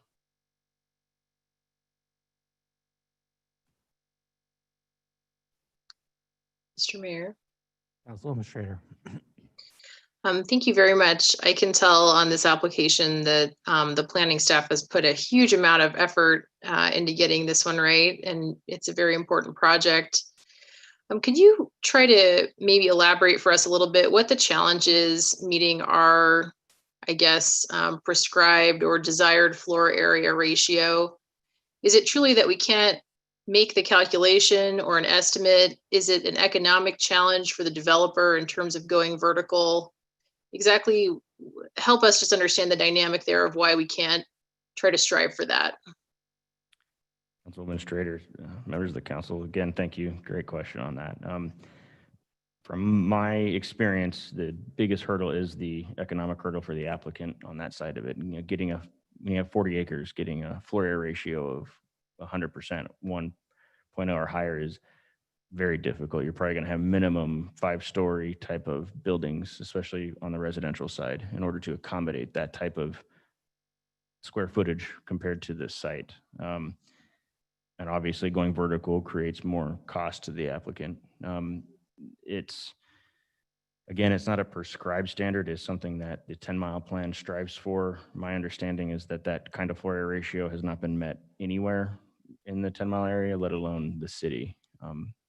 Part of that discussion with the applicant has been that the city is just not quite at that population density yet in order to require that type of density.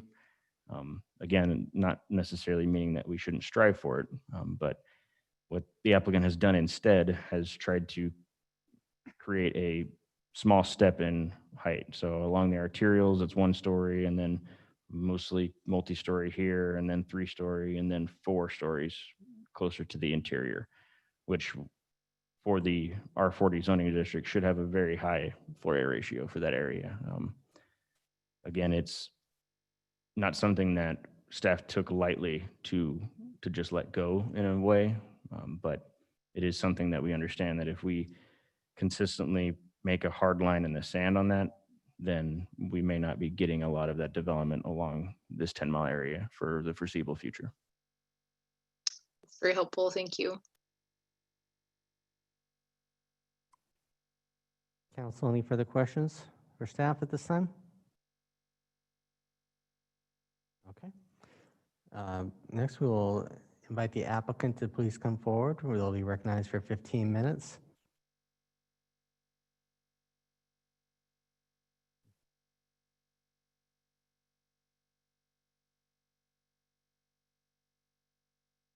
Mr. Mayor, the applicant's representative is raising her hand, but she is in the meeting as a panelist and should be able to unmute and speak.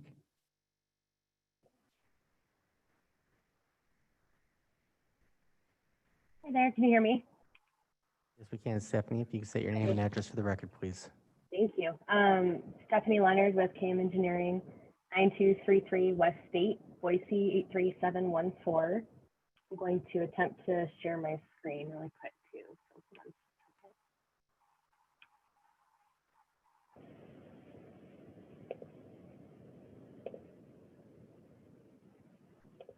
Okay, that should hopefully be popping up soon. Mayor, members of council, thank you for having us here this evening and allowing the opportunity to attend both virtually and in person. So I think can you all see my screen? Okay.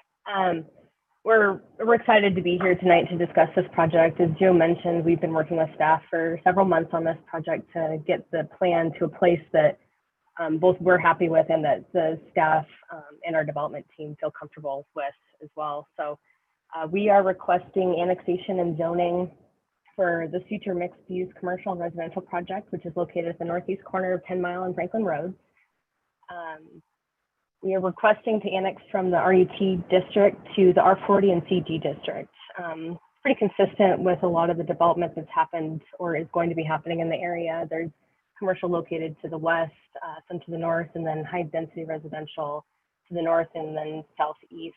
There are a couple of properties that are not yet annexed into the city at the northwest and southwest corners, as you can see on this map. But the site is located in a great location. We really foresee this project being a premier area of Meridian and a place that as folks are entering the city, they can stop and dine or shop or potentially work and live in the same spot. So the property is approximately 40 acres, as Joe mentioned. This is a photo that was taken last winter sometime that shows there's a lot more development that's occurred since this photo was taken, but it does show the area pretty well. Our site is, I don't know if you can see me outlining with my mouse or not, but it's the square that's kind of in the central part of the photo. And then there's the 10 Mile Crossing project to the south, which has quite a bit more development that's occurred since this photo. And the FedEx distribution center, which is located directly to our east and is zoned IL. There's existing residential and a small commercial development to the north, and then a storage center and a religious facility to the west. So we are located adjacent to the 10 Mile and Franklin Road, both of which have been improved to their full width with sidewalk and 5 to 7 lanes, depending on where they're located. We're also about a mile north of I-84, so we're in really a great location for access and along major transportation corridors to allow for easy facilitation of the site.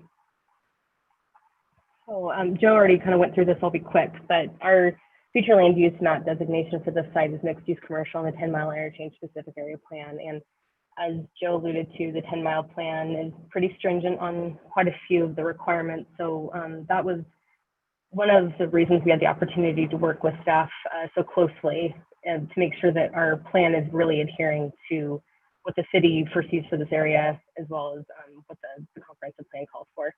So the zoning districts that we're requesting, combined with the design elements that we've included in our development plan, reflect this land use. And we really think that the mixed use commercial is being fulfilled with our development plan. So as you can see on this map too, we're adjacent to other areas that are, the land use is mixed use commercial to the south and then southwest, and then commercial and high density residential to the west and east. So initially when we met with staff, I think it was in February of this year, we had a general idea of what we wanted to propose for this project and this property, but we didn't have a concrete place to kind of start. So in meeting with them, with staff, they recommended that we come up with a bubble diagram to kind of provide a conceptual idea of what we wanted to develop on the property. This bubble diagram that you see on the left is the result of those conversations and what we submitted with our annexation application. Since that initial concept, we have modified the plan significantly, as Joe mentioned, and you kind of saw briefly through various conversations and kind of working with our development team to see what would work best with the comprehensive plan and the 10 Mile plan and with what the developers would like to do on the property. So we have developed this development plan, which, as you can see, is no longer conceptual, but it's much more of a concrete idea for the property. This revised plan includes elements specifically requested by staff: parkways, detached sidewalks close to residences, and pedestrian-oriented street design, which are specifically called out in the 10 Mile plan. We also have a diversity of residential products that we're proposing, as well as a lot of variety in the commercial properties that are shown on this site too. We do feel that the orientation of the buildings that we've shown here, as well as the stories, as Joe kind of went along to describe along our main roads, fulfill a lot of the goals of the 10-mile plan. We did take existing uses into account with this design and have really used kind of the natural buffering located within the railroad easement, and then also on the east side for the industrial use to the east to naturally buffer the development that we're proposing.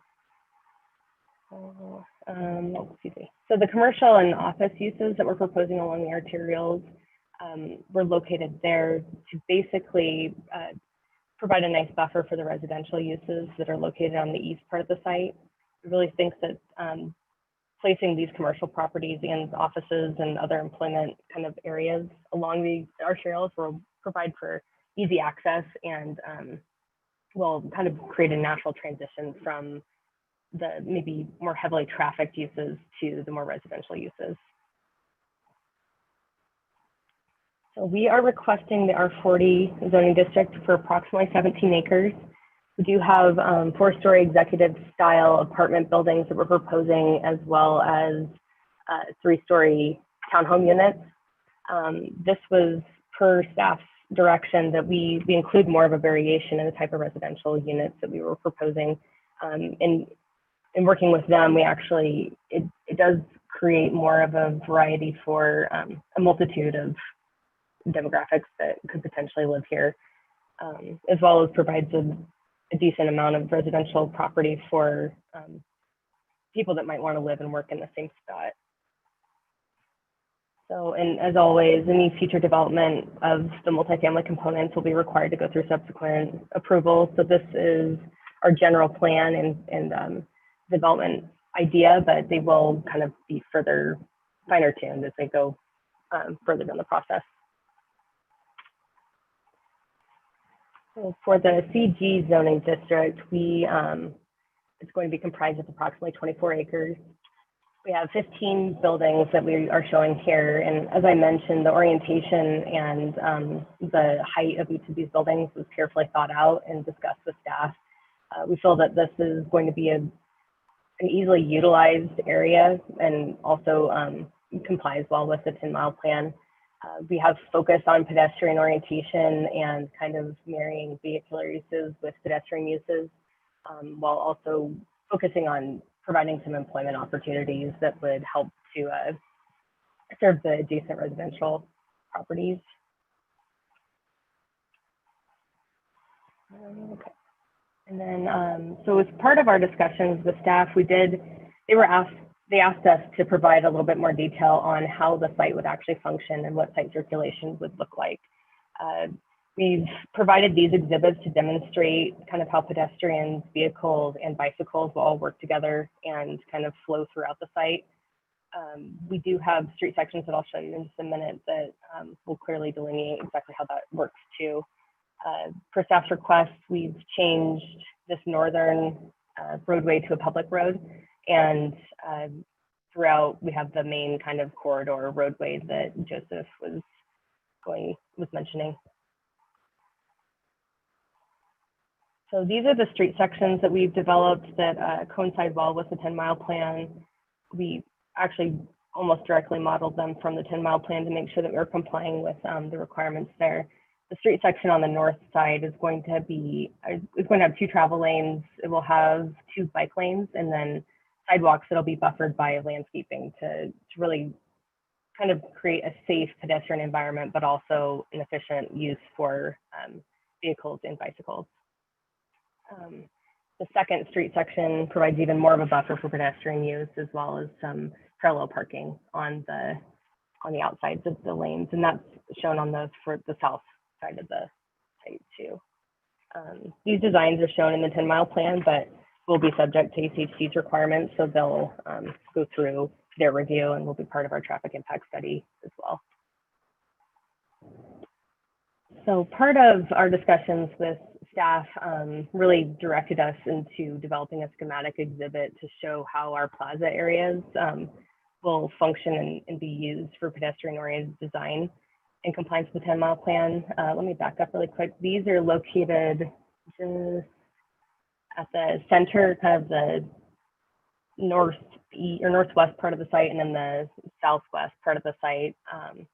These plazas are really supposed to be an area for people to gather and to kind of marry all the different types of uses that will be occurring on this project.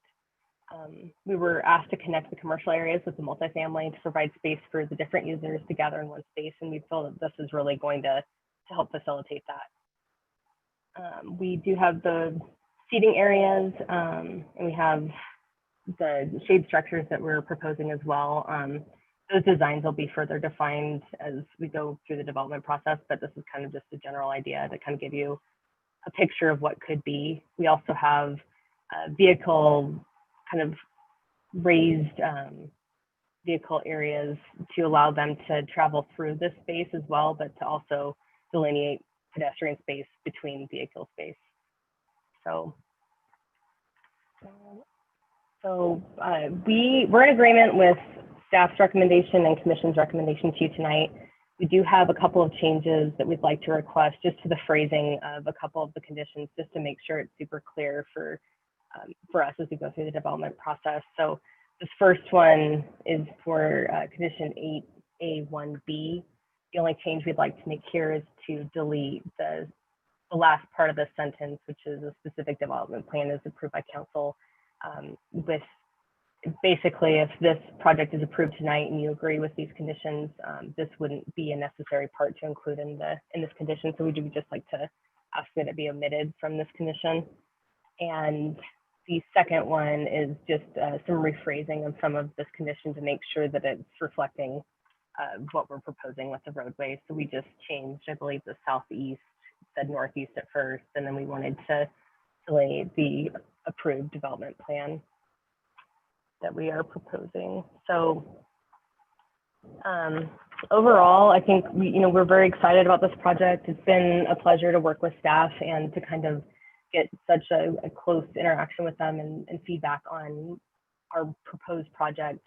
As Joe mentioned, we have gone through several iterations, and we initially were, I believe, scheduled to be heard in June, and we've requested continuance a couple times just to make sure that we really get it right. So we're excited about this project and think it has been designed in the best way it could be to comply with the 10-mile plan and the comprehensive plan, and think that it aligns well with our plans for the property as well as the city's.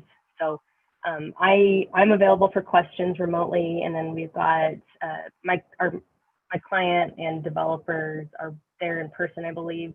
We have also got members of our development team there, as well as one of our developers on the line as well. So I will stand for any questions. Thank you, Stephanie. Council, Thank any you. questions for the applicant? Mr. Mayor, Councilman Borton.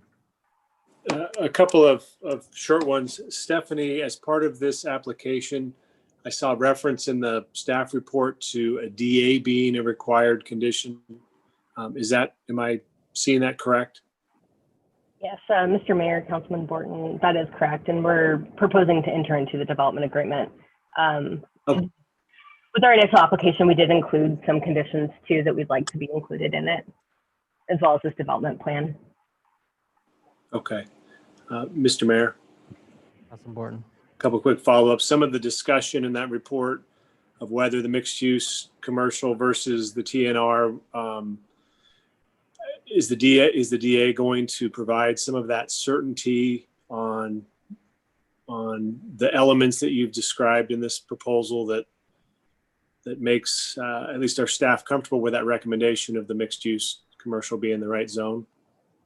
Sure, Councilman Borton, I believe that initially staff had recommended that we pursue the TNR and TNC, the traditional neighborhood and traditional neighborhood center districts, to comply with the mixed use commercial. And then through the several iterations that we've revised, they feel more comfortable with the CG and R40 zoning districts. So they've recommended approval on those districts as we've requested.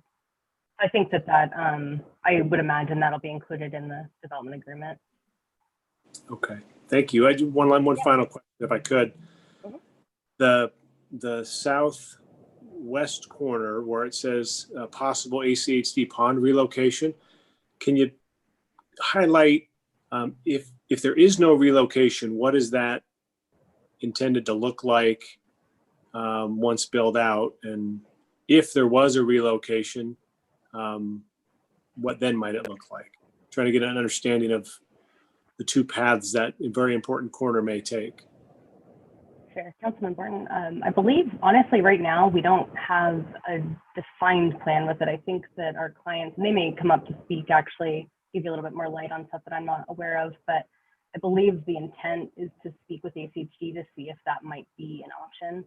If it is, that would be probably the preferred venue to go down, just because, as Joe mentioned, that the space is just pretty hard to use. It may not be allowed to have access points to it, and there's a fairly decent easement there with the ditch that's there. But if it doesn't develop into the ACHD pond, or if it's not relocated to that location, I would imagine, I think there was some talk about leaving it open or using it as kind of space for pedestrians and other folks to use. But that might be something I'll have our client come up and speak about if they're there. Okay, thanks, Stephanie. I didn't see a specific DA condition or condition of approval that referenced what it would need to look like, but it might be there and I missed it. So thank you. Okay, of course, thanks. Mr. Mayor, Yeah, sure. if I may, just respond to a couple of those comments by Mr. Borton. Councilman Borton, to answer your first question, there are some very specific DA provisions that do outline some of those traditional neighborhood and street-oriented design requirements that would be in the code of the TNR and TNC, and that's why I put those in there so that we can hold them to those through the DA rather than the zoning. It should function very much the same way. There's some additional design requirements about the building facades as well for the commercial, also in line with the 10-mile plan.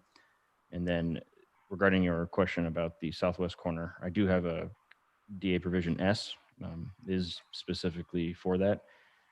I have 2 or 3 different options in there. First of which being if the ACHD pond relocation could occur there, obviously they would beautify it and use that as a little bit of an entry feature there, which the applicant has understood and agreed to.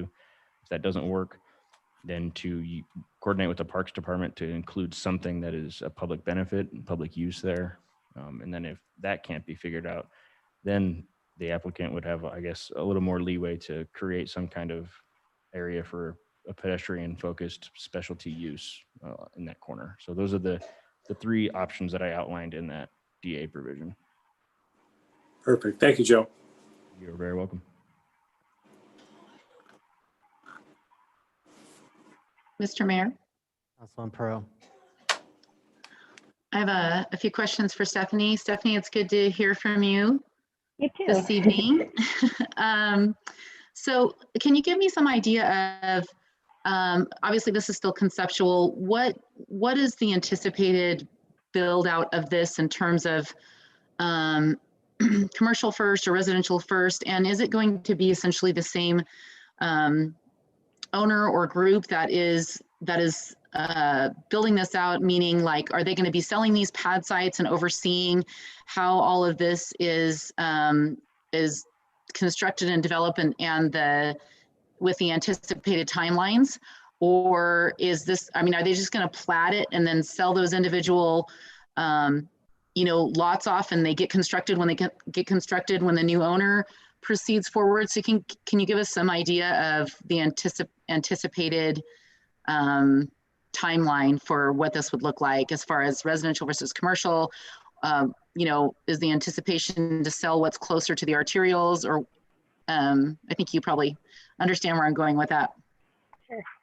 Councilwoman Peralt, I don't know the timeline strictly. I do know that we are we're trying to get a preliminary plat and a traffic impact study going as soon as we can so that we can plat this property out and really have a better defined development plan for the future. I know that in the past, this developer typically holds the property and they sell the lots as they go. So they actually develop the pad sites and they'll do the multifamily residential as well. I don't know if they've got a plan to do the residential before the commercial, but my understanding is that they do have some commercial tenants that are interested in the property. So I anticipate that it would probably go, as you've mentioned, with pad sites along the arterial roadways and then to the residential portion. And they, as I mentioned, they're in the chamber, so they can speak to that probably a little bit more than I would be able to.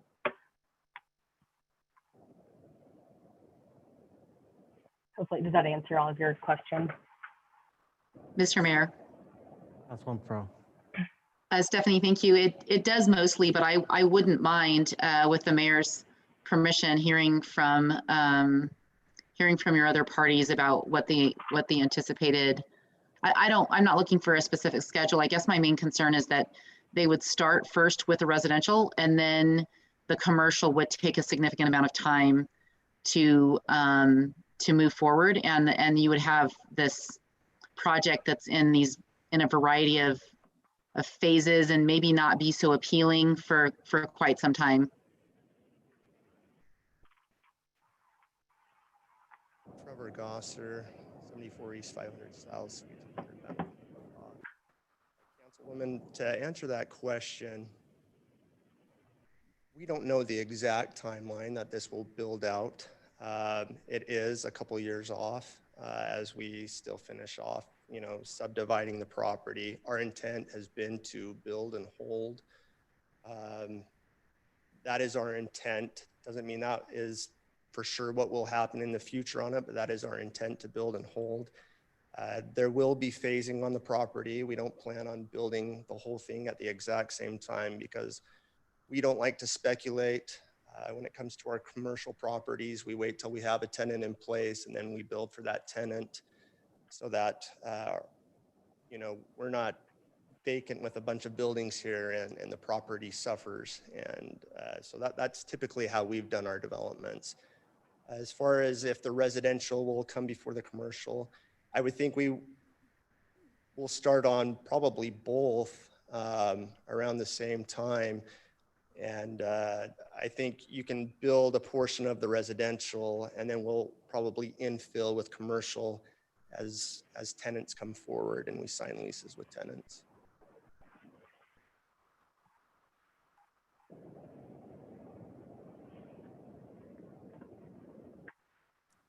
Council, any further questions for the applicant at this time?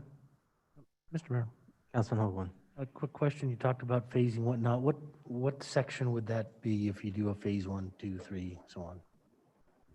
We have not decided on which one would be a phase 1.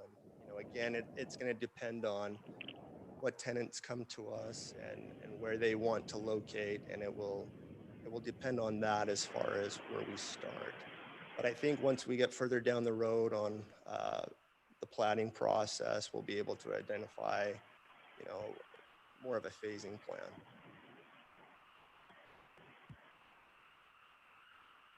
Mr. Mayor, I'm speaking remotely, but I am also one of the applicants. This is Walt Gosser. I reside at 2299 Woodhull Way in Bountiful, Utah, and I'm speaking with you from Utah tonight for reasons of COVID. Appreciate the time to visit with council and with you. Mr. Gosser, are you attempting to answer the question or Yes. are you? No, Okay. I'd be happy to answer the question. Perfect. I'd just add to this question because there's several that have been asked by Councilman Borton and Councilwoman Peralt. With regards to the most recent one, as Trevor indicated to you, usually in a development like this, I've been in the development business for 45 years. And we go forward and we'll never know for sure which one comes first. Where this is a strong intersection and Brighton's 10-mile crossing to the south is creating a lot of activity. Could very well lead that some of the commercial would go first. Could be some of the office first, and it could really be some of the townhouses and multifamily. We just have to, as we go forward, try and make this happen in an orderly manner. And as Trevor indicated to you, We don't want to go forward with something that we're speccing at all. We want to make sure we have a good development that's financed properly and is laid out right. With regards to Mr. Borton's question on the southwest corner of the pond, if you'll notice in the drawing that's in front of you, that dotted line between those two one-story buildings and the possible ACHD pond location is about time and a half larger than the actual possible ACHD pond relocation. That is a 100-foot easement that Nampa Caldwell Irrigation District has in there, and we're not sure what we can really do in that 100-foot easement area. So the probable area of development is just that small area right on the corner. It still has the two access points that come into the property, but those access points are really only utilized by the Nampa Caldwell Irrigation District. And we would like to follow what the staff has recommended. We have not approached ACHD yet, but we intend to talk with members of the city parks department to explore ideas they might have for public use of this property, as well as private use for us in helping us figure out what would be the best use. We recognize this is a very focal point and it is a very important point to us. It's just sort of awkward because the majority of that southwest corner is an easement.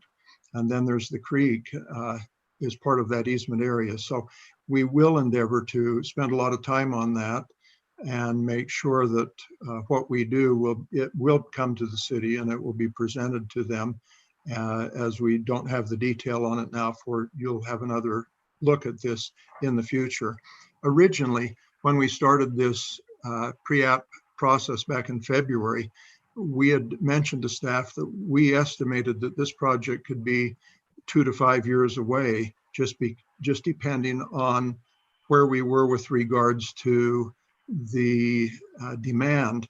As you know, the commercial demand has really declined all across the country. And a lot of the big box retailers that we have worked with in the past, some have taken out bankruptcy and others just aren't building right now. And so we have tried to lay out a plan that we thought would allow us to go forward without relying on a big box retailer. And though we have built 50 Kmart stores in the country, one in Sandpoint, one in Burley, and one in Idaho Falls, in Idaho. Kmart's taken out bankruptcy. We've built Albertsons in 4 or 5 locations in Utah, as well as in Blackfoot, Idaho. And yet we just have to look at this and decide what are the real tenants that we can get. So our plan has been to get a development plan that we think we can do, and then just do our very best to make it possible and look at the timing. And we don't know if it would be apartments before commercial or commercial before apartments. It just depends what the demand dictates. One other thing, if I could, Mr. Mayor, if I haven't answered those questions, there's Mr. Borton and Mr. Dotson in his presentation talked a little bit about accesses. I would like to make a comment to you on the access, if that would be permitted now, or if you'd rather have me wait. Go ahead. With regards to the accesses, originally we showed 4 accesses on 10 Mile and 2 accesses on Franklin. We had a meeting with staff that was a Zoom meeting in June, and ACHD was also present on that call, and they had done quite a bit of legwork to help us understand their policies with regards to these accesses.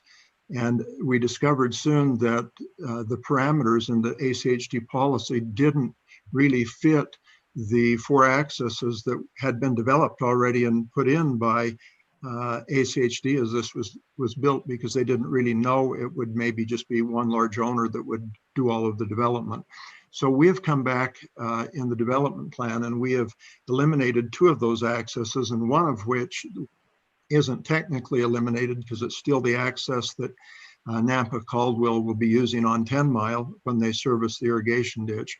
But one we did eliminate, and we tried to take the spacing on on the two remaining accesses on 10 Mile to where they met the requirements that ACHD pointed out to us in their policy distance-wise from 10 Mile and Franklin, the distance to the first intersection for a full intersection, and then from coming north going south from the railroad track. So we've tried to design that in accordance with what we believe they were asking us.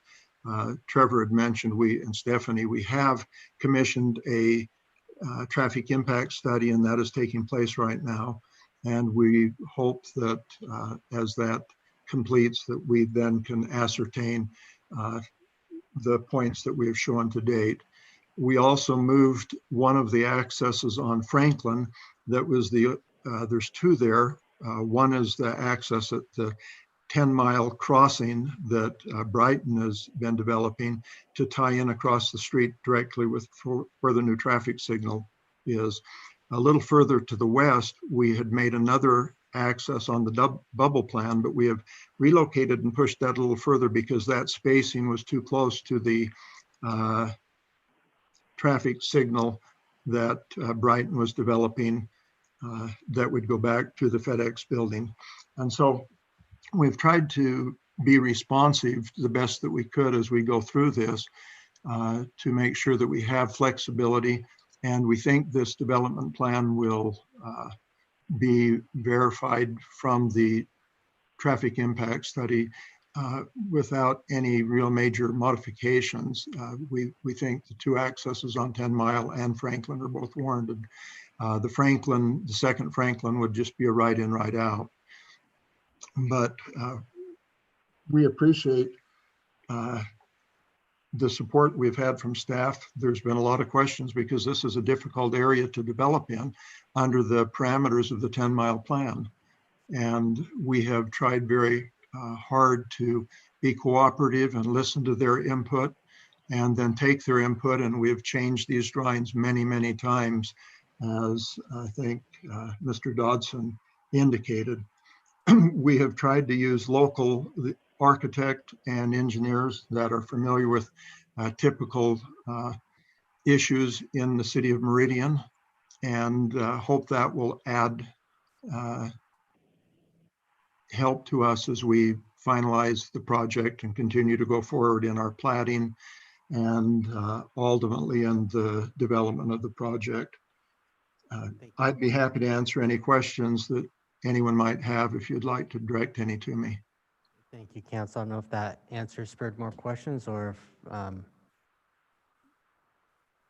Mr. Mayor, Councilwoman Schrader. I'm not a question, but just a comment for the applicant. Thanks for that commentary. I think that was really helpful. Certainly one of the things that our city is striving to do as we develop our economy is to bring more family wage jobs here to Meridian, especially good paying ones, so people don't have to commute so far.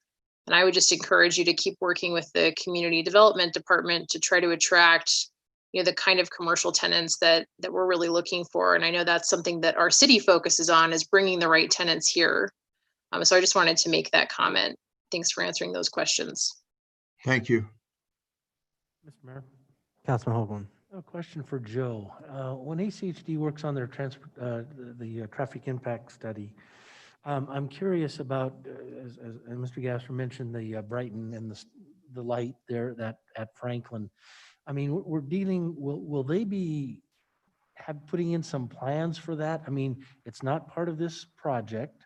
You've got private property owners that you would have to intersect. When does that come about? How does that fit into this project? Councilman Hoagland, members of the council. So the ACHD already has some type of plans for that signal. I think they already have some of the poles there ready to go on both sides of the street. There's just nothing activated right now because this one remaining RUT parcel right on this southeast corner of this site, again, there's no road connection public road connection going north from Franklin. So until that site redevelops, that connection to the interior of this site will not occur, unfortunately, which therefore there won't be a signal there until that happens. Mr. Mayor, follow up? Councilman Hoagland. So Joe, what you're saying is that if this moves forward, there is development activity happening, it is likely that that would put the dominoes into play and that would then take place and so on and so forth. Is that what I'm hearing? Councilman Hoagland, yes, sir. Yeah, I believe that, as you know, when things start popping up around these RUT parcels that are kind of out parcels right along arterials, it does kind of push the dominoes over. In addition to the east, not on the FedEx parcel, but further one more parcel over, there's actually going to be another signal for Franklin, and that property owner does own the rights to up to Franklin Road. So there will be another signal a little ways down there that will be part of the east-west collector street that we are requiring with this, and then was required at FedEx, and then the other Amazon building to the east there. So as that all gets constructed, which that area should be constructed sooner than this, we'll have another connection to Franklin, which is beneficial. Mr. Mayor, I don't know if Justin from ACHD wants to weigh in on this or not. Not required, but if you want to weigh in, feel free to enlighten me further on how the dominoes fall in all of this, if you will.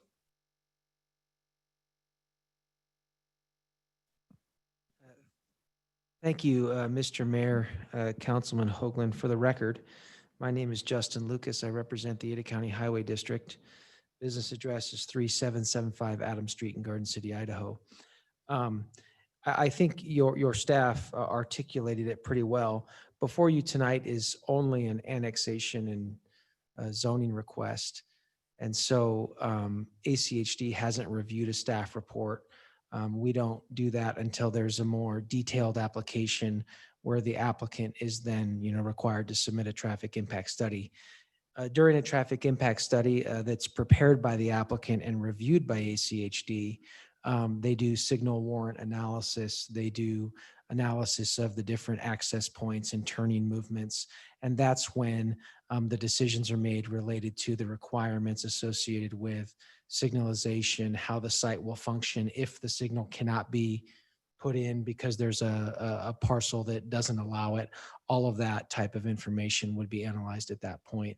And then it would come back in front of the city council. You would have an opportunity to see the outcome of that traffic impact study and the requirements that ACHD develops.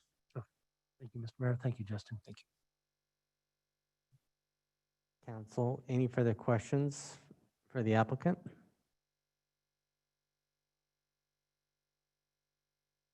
Okay.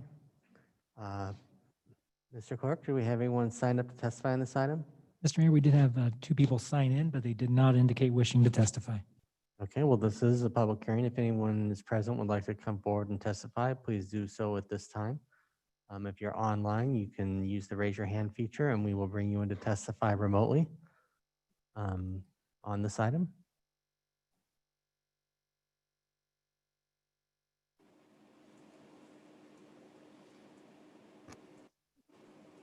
Seeing no one who wishes to testify, would the applicant like to make any final comments? Yes, Mr. Mayor, this is Walt Gosser again, remotely. We understand what we heard from the short presentation from ACHD, and we appreciate that commentary to help you and us better understand. At this time, we're still asking for the approval of our development plan as proposed. We do have a provision in the development agreement that allows for some small adjustments if they are necessary and not a major deviation, which could come from the results of the traffic input study and then visiting with ACHD subsequently.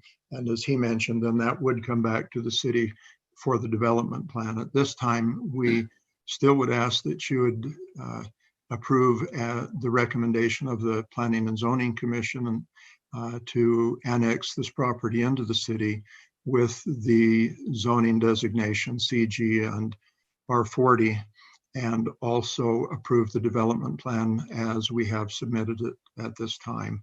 And that is all governed by the development agreement that we will work out with the city.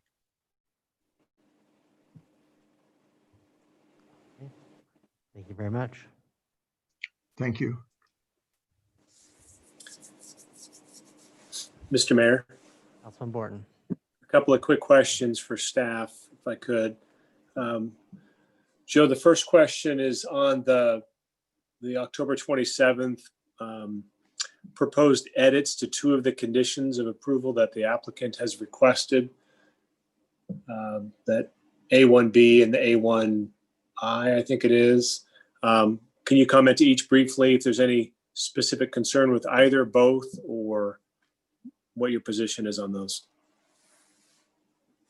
Councilman Borton, thank you. Yeah, thanks, Stephanie.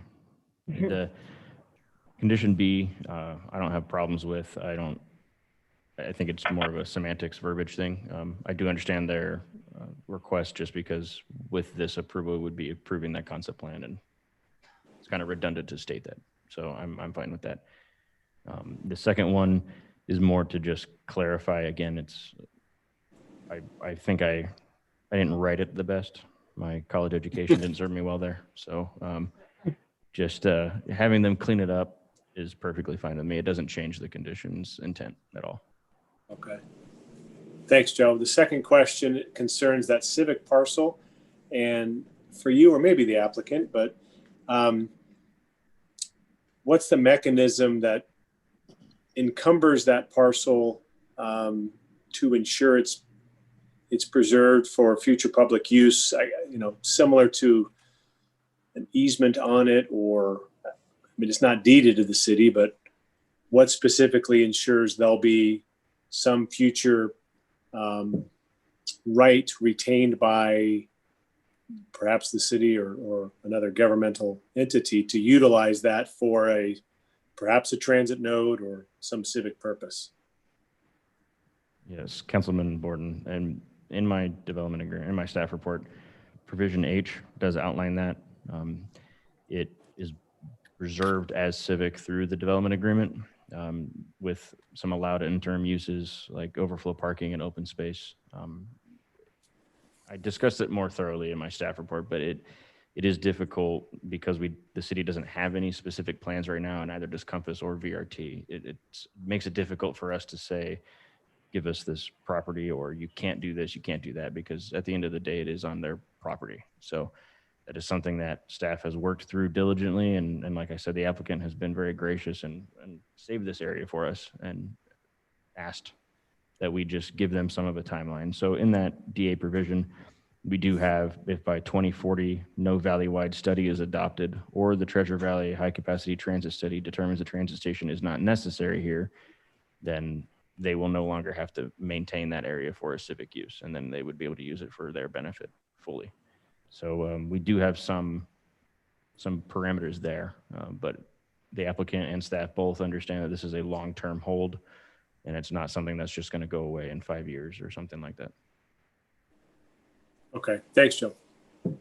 Very welcome. Mr. Mayor, Councilwoman Schrader. two questions for staff. I guess first question would be, is it just too early to get WASTEWATER to comment on what this would look like? Did we feel like just the timing is so far out that it didn't make sense at this stage, or at what stage would you expect them to kind of comment on their ability to absorb some capacity in terms of student population? And then my second question, maybe harder to answer, is 2040 an appropriate time frame to make that determination on whether that civic use will be realized? We've been talking about putting in rail for like as long as I can remember, and I'm just wondering how we arrived at that time frame. Councilwoman Schrader, thank you for your question. Yes.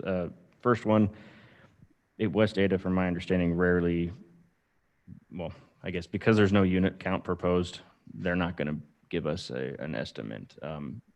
I don't have any idea how many units. I don't think the applicant knows how many units they're going to propose. I presume that when we have a preliminary plat that shows more of these definitive numbers, then WASTEWATER will make their comments and be able to tell us how much they can and cannot absorb. To your second question, that is more difficult, yes. that number, frankly, was given to me from my manager, Caleb Hood. And I believe that is directly related to some of the studies that are out there and some of the timelines that Compass has given us regarding multimodal transportation in the city. I personally don't know exactly when that will occur. And that's why it's a fine line between hoping that we get it, because we do want multimodal transportation. And it would be a great benefit to the valley, obviously, but then at the same time, respecting the private property rights and not requiring them to hold a piece of land for, in perpetuity when they could better use it for their site.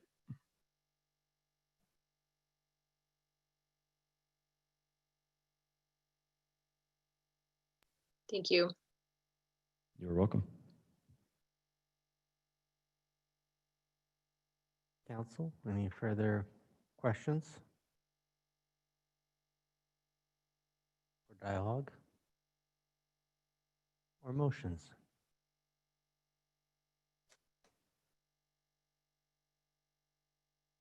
Mr. Mayor? Councilman Burnt.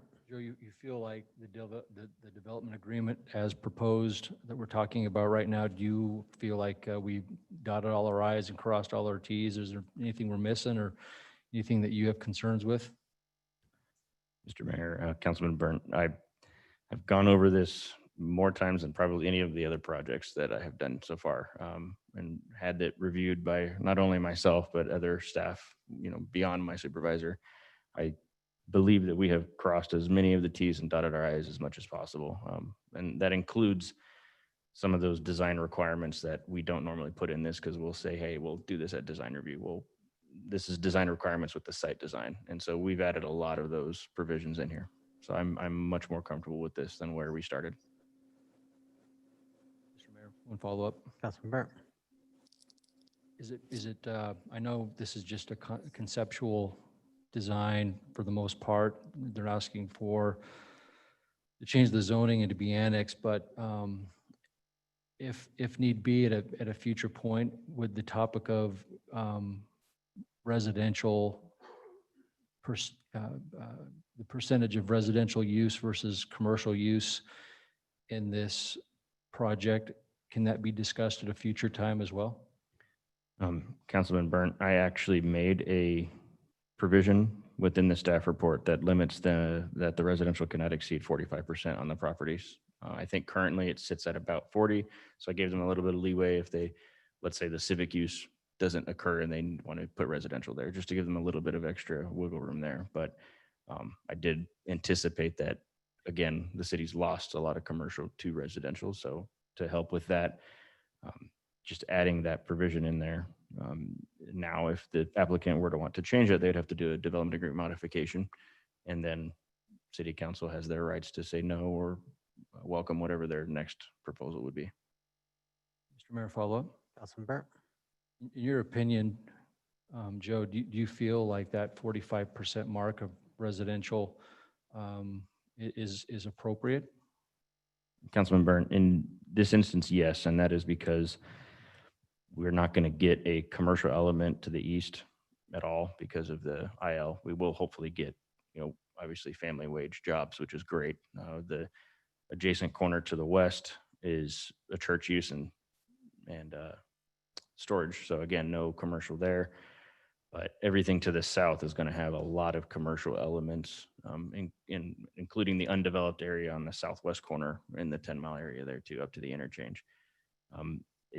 It's also, my thought process was also trying to activate this internally as well as externally. So I think that striking a balance there was key. And I think the density of the residential on this property will help activate this commercial here. So I think the 45% limit is good. And if they don't get there and they need more commercial, the applicant has expressed that they have no problem having more commercial on the property too. Thank you. Mr. Mayor, Councilwoman Schrader. maybe just two quick follow-ups. Certainly I thought that the example was really telling, the variety of what we might end up getting. There's a big difference in terms of helping our economy from a job perspective between like a Kmart, for example, or like a tech company, for example. And I was just wondering if the planning staff could elaborate a little bit on their willingness to help the applicant if this were to move forward in identifying some possible tenants that we think would work well here, just to try to give it the best chance possible of developing our economy. And then my second question was just going to be at what stage would this come back before council at all, or at what stage would it, if it would at all? Thank you, Councilwoman Strader. First question, actually, let me answer your second one first. They will be required because they will have to plat this. They will have to subdivide it and do so through a preliminary plat because of the public roads that we are requiring with this DA. We want public roads for a few reasons. One, to make sure that they do come back because we want the subdivision to occur, and we'll be able to get that TIS in from ACHD and be able to really dive into the details. Second reason, we want it to offer that public benefit and not be constrained to some of the private street standards and things like that. Your first question, I honestly forgot. Could you ask that again? Mr. Mayor, I was just, pointing out there's a big difference between a big box retailer in terms of helping our employment base and having an employer that, brings in higher wage jobs to Meridian. And I'm not too far into the 10-mile specific plan. We don't want to get into telling private property holders how to go about selling their pads, but I'm just wondering if you could elaborate on the willingness of the planning department to help the applicant if they move forward to identify tenants that we think would be great in this location. It's a key commercial corridor for us. We don't have very many sites that have this proximity to rail and to the interstate. It's a pretty unique location. So I just wanted you to comment on that. And maybe if there's anything that helps us attract those types of tenants to this sort of location. Thank you, Councilwoman Strader. I appreciate that. The planning department's very willing and has been very willing with a lot of different properties and applicants to help increase the kind of jobs that we are getting here. Our economic director, Tori, has been wonderful in that so far and works way too much, but she's been helping a lot with that. Lately, mostly with some of the industrial properties, but also with commercial and trying to find these users that help create better jobs. Tori has been very, very adamant about that and working very hard to do that. There's nothing specific in the DA that says that the applicant will work with planning staff, but I could imagine that they wouldn't want to utilize us as that avenue as well, since we are the local connection to that. I don't know that anybody would be opposed to adding a provision in there, but it would largely be, I guess, administrative in that sense of just saying, hey, work with staff. And we intend to do that anyways as we get to the platting process. And if they ever have questions for staff regarding commercial users, we are always open for them to work with us. Mr. Mayor. Councilwoman Strader. I have no doubt that Tori will introduce herself and make herself available as a resource. I don't think there's a need for a specific provision. Last question. The civic piece is bugging me a tiny bit, probably just because I'm a little bit worried about the conditions. What if we decide on, year 19 or something that we think rail is on the horizon and that option expires? Is there a way to, have you guys considered like a renewal option or a way for the city to extend that time period? I know it seems very long, but again, we've talked about rail for a long time, and I'd hate for us to lose one of the few opportunities where we have to put rail. Councilwoman Strader, thank you. Staff has not considered that. I understand your concern. I very much do. Coming from Southern California, I used to take the train to work, so I appreciate the desire and want and need for some light rail or commuter rail. I too do not want to lose that area. I think there's some built-in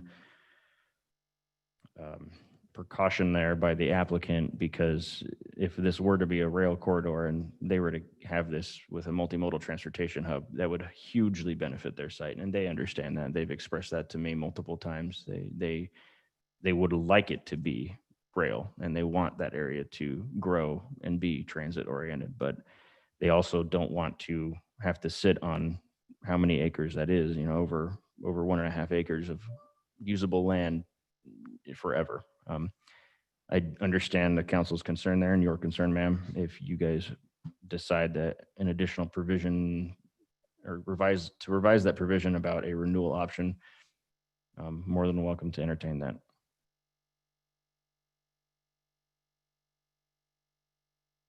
Thank you, Joe. And not to muddy the waters, but I'm going to say it while I'm thinking about it. City council can also approach this person about purchasing that property themselves if they want to protect it long-term forever for that purpose. That's whether that's tomorrow or in 20 years. So.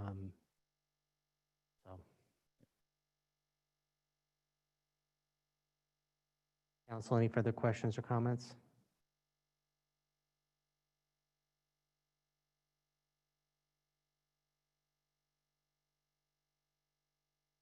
Motion. Break.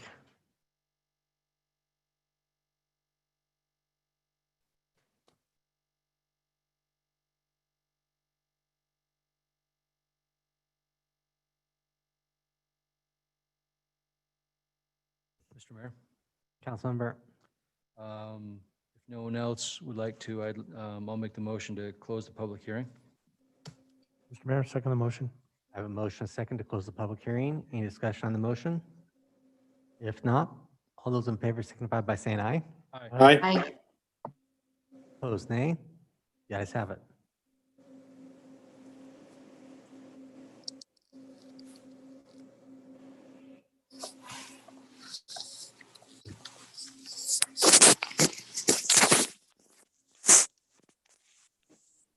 Mr. Mayor. Councilman Hoagland. Mr. Mayor, I appreciate the good work that staff has put into this and the applicant as well. There have been changes moving from the bubble to concept and reworking that, and sounds like reworking again multiple times, but to come up with a good concept that we can live within the parameters of, and putting things into a DA that kind of solidify some things more than normal, which helps. And having a process if things change, I think makes this workable for everybody involved. I don't have any issues after hearing from staff and the applicant about the changes that the applicant has asked for. So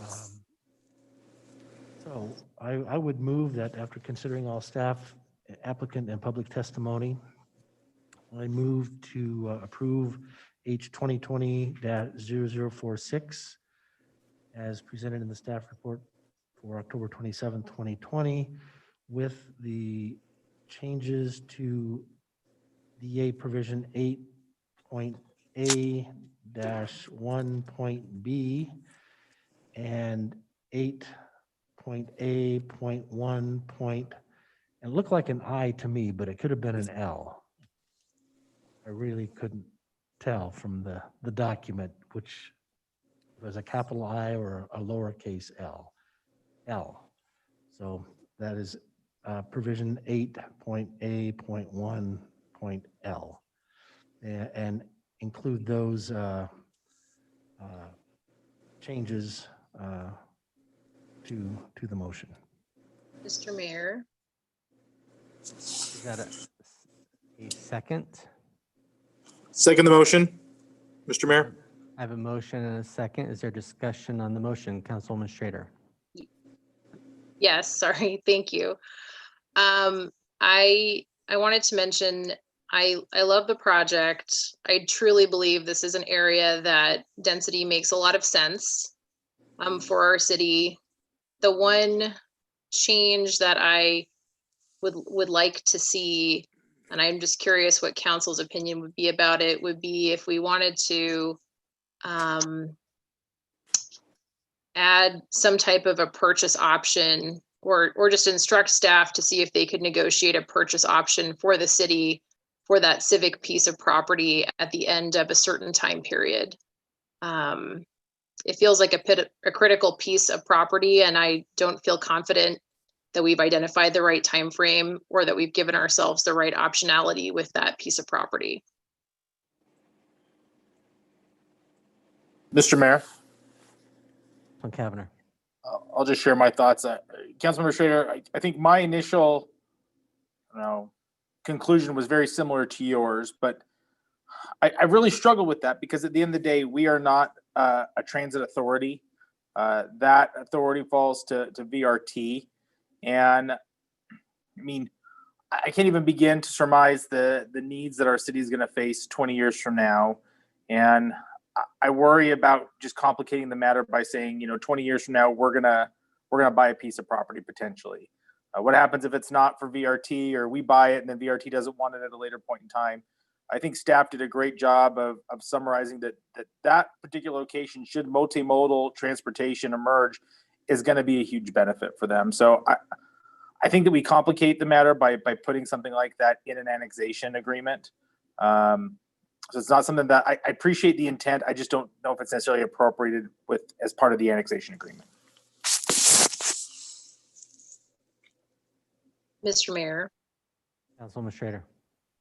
Yeah, I appreciate Councilman Kavanagh's insight. I think what I'm struggling with is, what I guess was envisioning was negotiating some type of a purchase option between now and the final plat. If that couldn't be negotiated, that would be fine. We could proceed. But I guess the challenge is we're hoping a transit authority is involved at that stage. Feels like we're the only entity that has a bite at the apple, though, that I can tell, besides just negotiating directly with the applicant. I'll still approve the project. I think it's a great project. I just was trying to find a way to give us some optionality.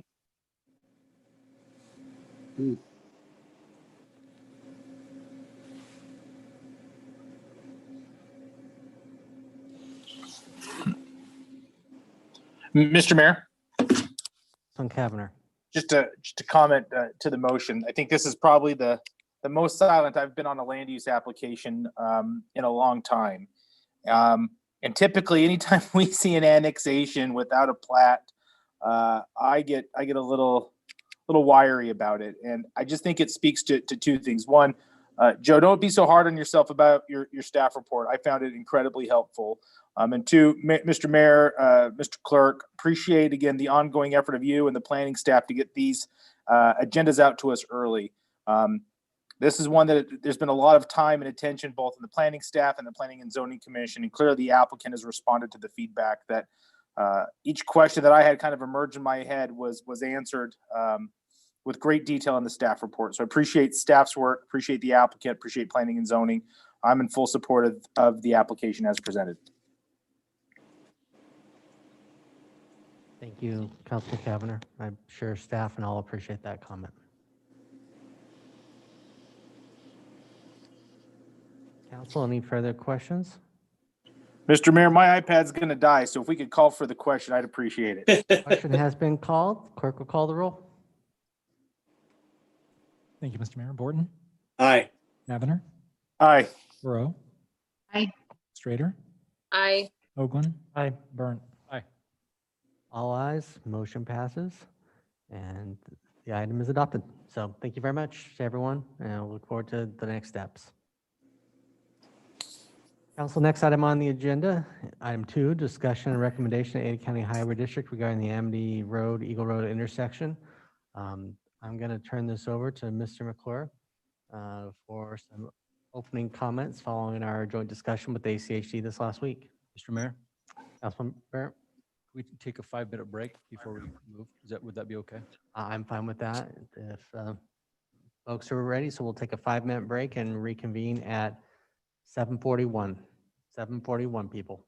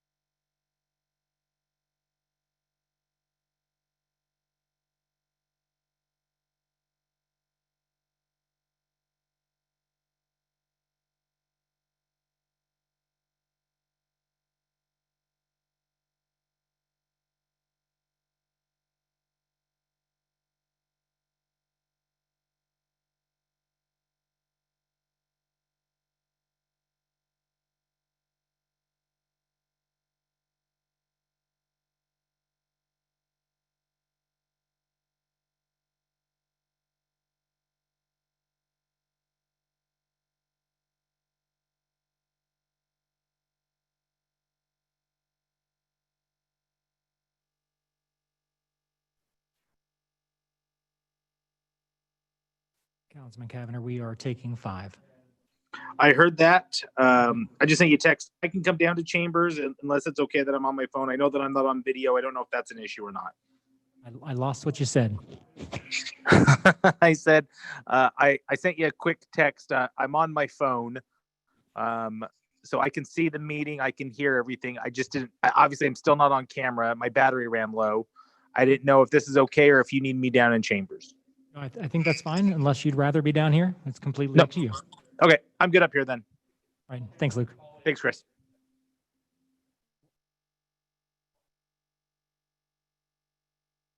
Are you coming downstairs for executive session? Yes, I will. Perfect, thank you.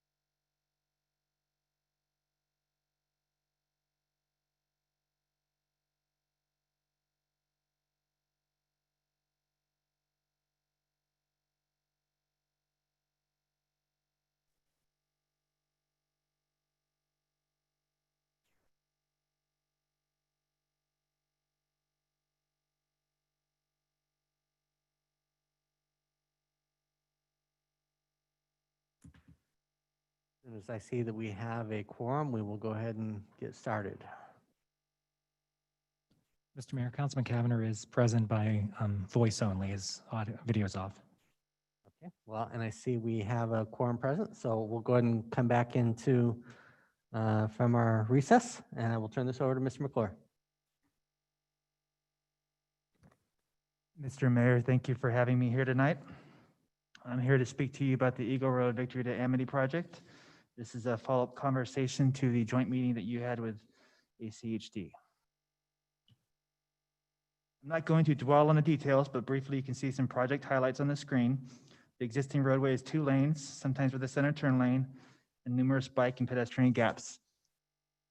This expansion project is a 5-lane roadway, including center turn lane with multi-use sidewalks on both sides of the street. ACHD is accommodating a pathway crossing at the 10-mile feeder creek. And there are 2 roundabouts for this project, one at Zaldea and one at Amity. There is an existing single-lane roundabout at Amity, which is to be rebuilt as a double-lane roundabout with bypass lane. Generally, the multi-use pathways are 10 feet, though adjacent to all county parcels, they are 8 feet, including portions of the roundabout. This is due to a determination of state law with improvements outside of cities. This project began in 2018 and included 2 public open houses and online comment periods. ACHD added a roundabout at Amity this year to the project since Albertsons did not move forward and having originally agreed to complete it with their Friends project. The project has gone out to bid and is awaiting an award to begin construction.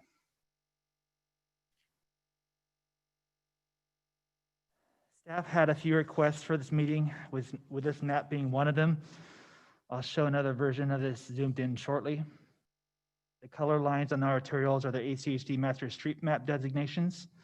There are labels describing the type, and then black circles with numbers indicating planned lanes. Roundabouts are colored blobs at the intersection at this scale. Also shown are schools, future schools, parks, and the city's pathway plan.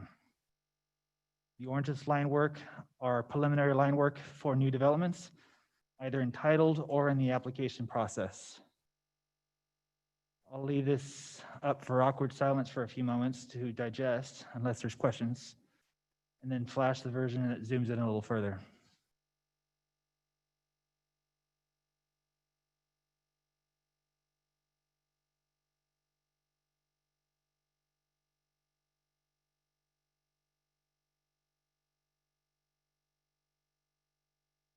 Here's the same map, but zoomed in a little closer to this project. You can see it's centered in the viewing area.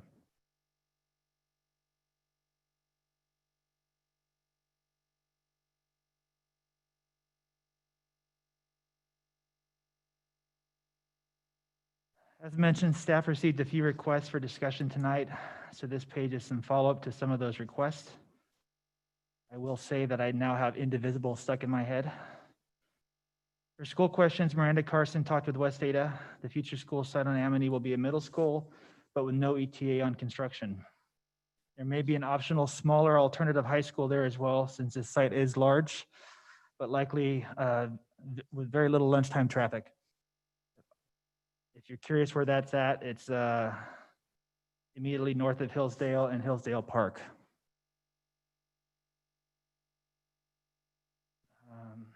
Middle school students do not typically leave the campus. Joe Yoakum with West Ada indicated that the district does not have any issues with students utilizing roundabouts. And I'm moving my mouse where that school site is.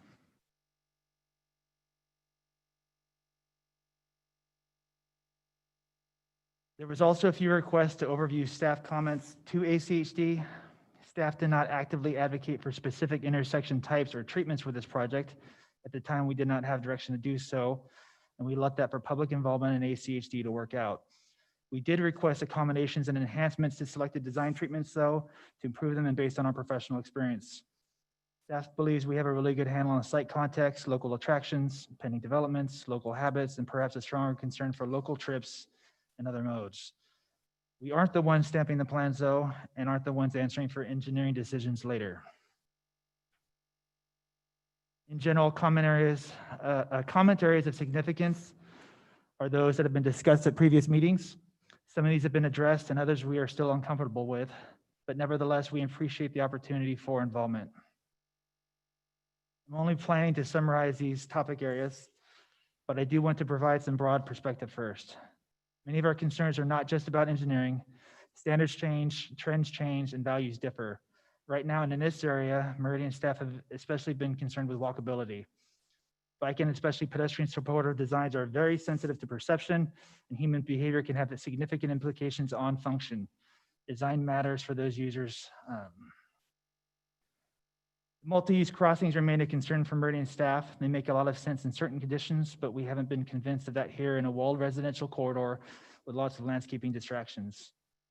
Maybe it's just new, but human behavior with lots of landscaping, human behaviors to take shortcuts rather than to be inconvenienced. And this design used poorly may complicate and devalue the intended benefits. ACHD staff has expressed a willingness to readdress any issues that come up though. Staff had some initial concerns with the Z crossings due to the size and openings facing the crosswalks. ACHD was already aware of these concerns from previous installations and accommodated improvements. These will have wider openings, which should make them easier to use. The offset Z crossing also has the added benefit of ensuring that pedestrians and people are taken into the actual pathway and not encouraged to use a maintenance road instead.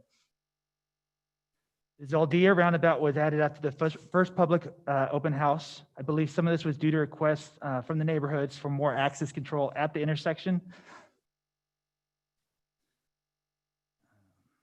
Since intersections, I believe some of this was due to requests for more access control at the intersection so that neighbors could get out more easily. It's also shown on ACHD's master street map.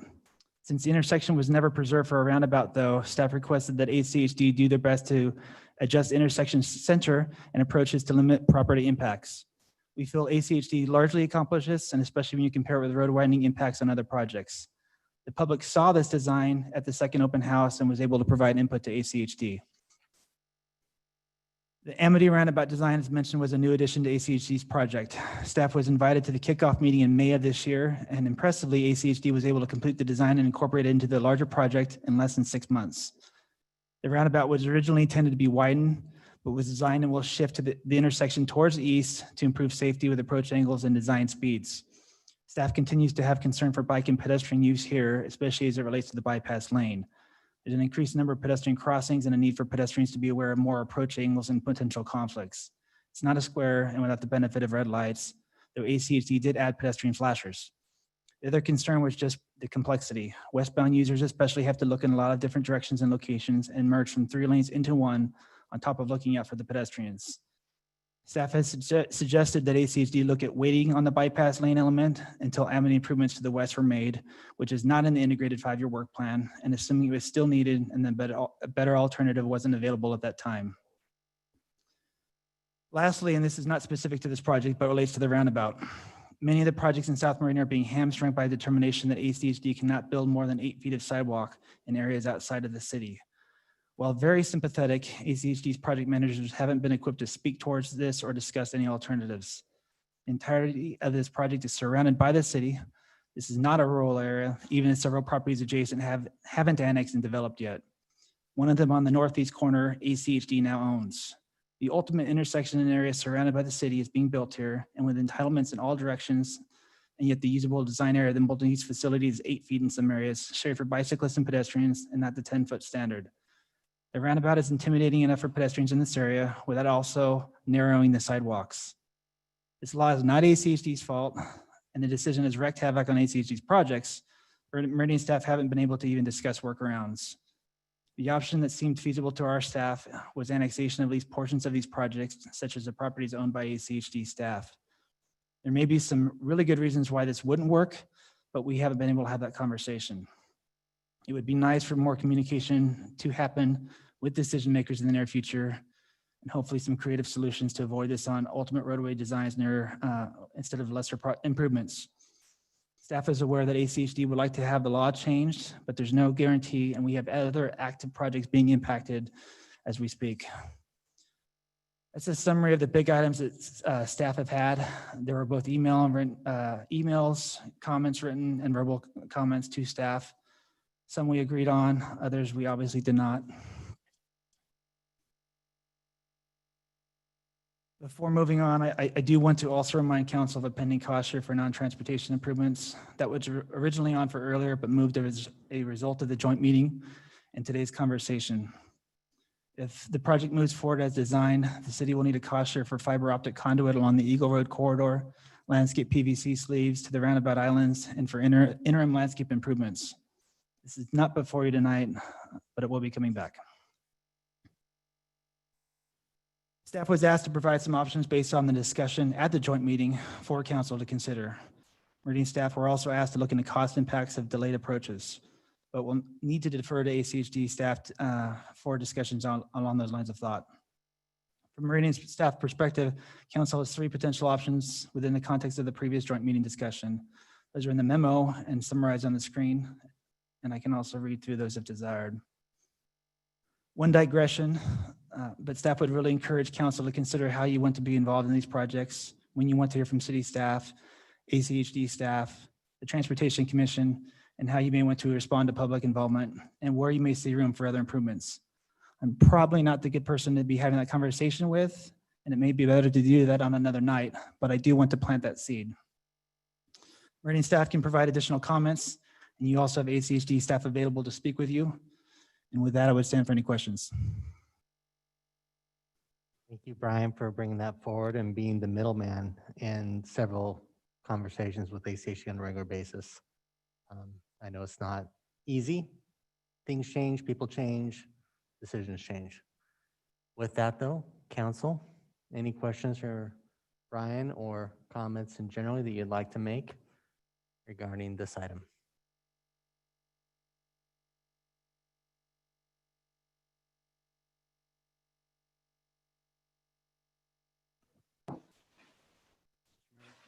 Councilman Burnt.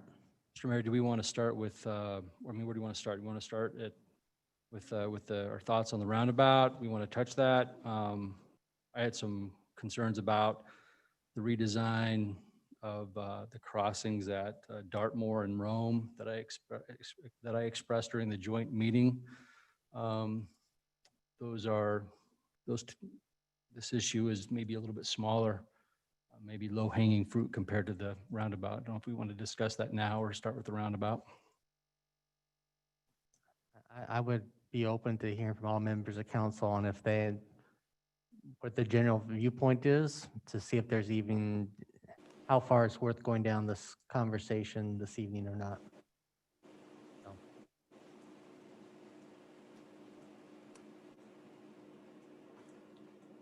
Mr. Mayor, Councilwoman Schrader. guess I'll take a bite. I read a lot of the information that ACHD provided, and it has actually changed my mind and my perception a little bit about roundabouts in general. It looked like the data supported, safety and that those made sense in certain areas. I guess the piece in my mind that I feel like I don't have a grasp on, ACHD themselves are saying that they need to evaluate pedestrian access and walkability more going forward. Sounded like they're planning to do that in the future. I'm not sure if our own transportation, committee really focuses on pedestrian walkability and safety.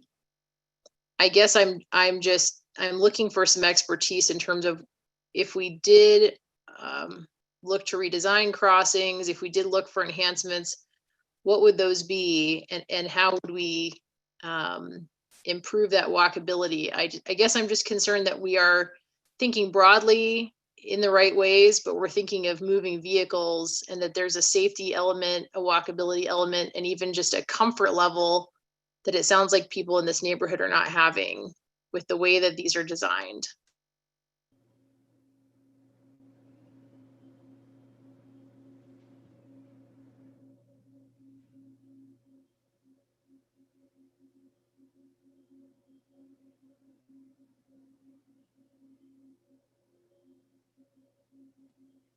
Mr. Mayor.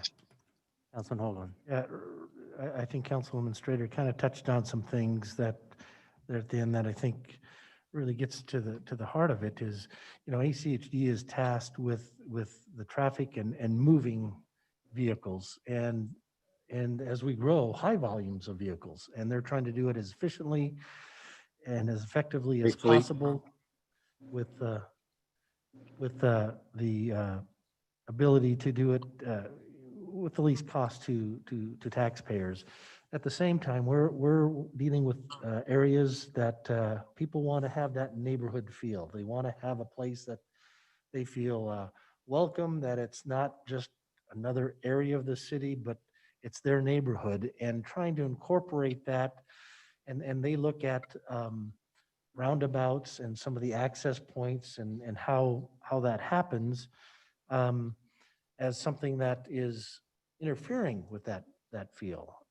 And not necessarily that it does, but it's their perception. And that's the problem that I think we have to deal with.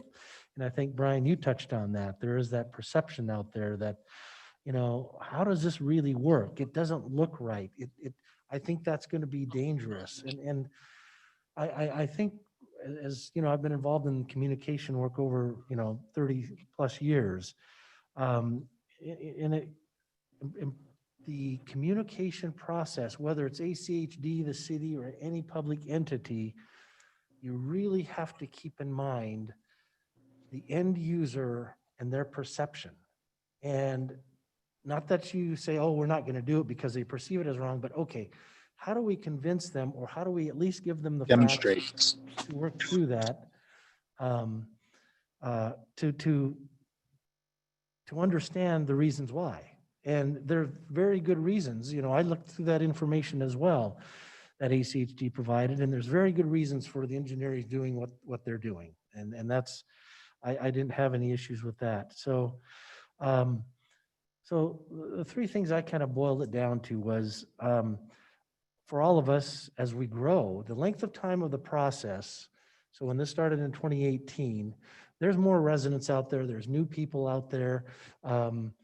That's an issue.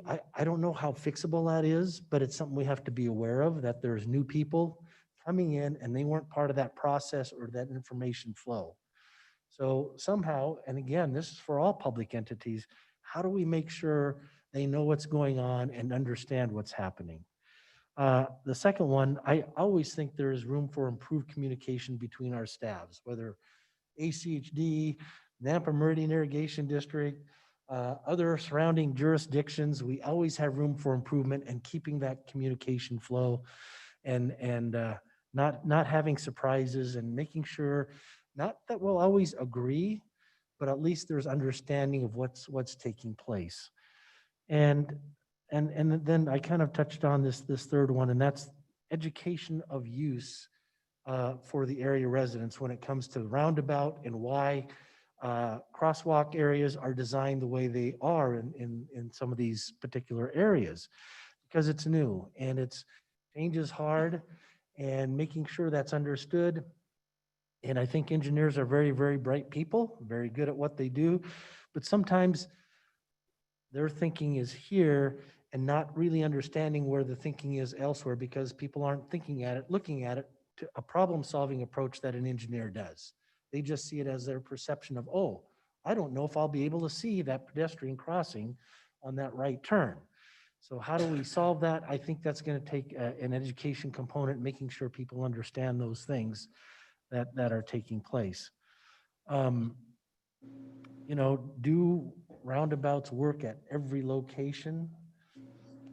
I look at some and go, that's going to be interesting 20 years from now. And the problem is, it's a no-win solution for ACHD, because 20 years from now, if we add that much more traffic, we're back to where we are right now with inadequate roadways and some things like that. So, but that's why we're doing it with civic areas, so we can do transit, right? So it is difficult, and I know our staff works hard at trying to resolve these things, and I know ACHD staff's attempts to resolve these things, but their goal is a little bit different than our goal, and somehow we just have to kind of make sure we're meeting more together in the middle to make sure we understand each other's goals. Even though what we want to accomplish is a little bit different, we still have to have that understanding of why we're doing what we're doing, and see if there's room for some accommodation or flexing, because we have some great, bright people who work in both entities, and I think we can always come up with a solution, but I'm just an optimist by nature.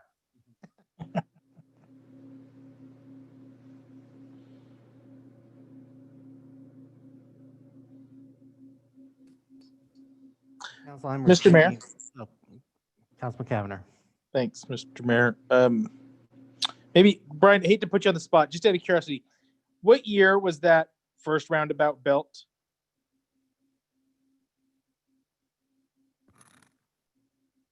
Mr. Mayor, Councilman, I'm not sure. I would have to defer to someone else who may know that. I think it's been out there probably borderline a decade, though. Yeah, Mr. Mayor, follow up if I may. Cavanagh. Thanks. Here's I think the crux is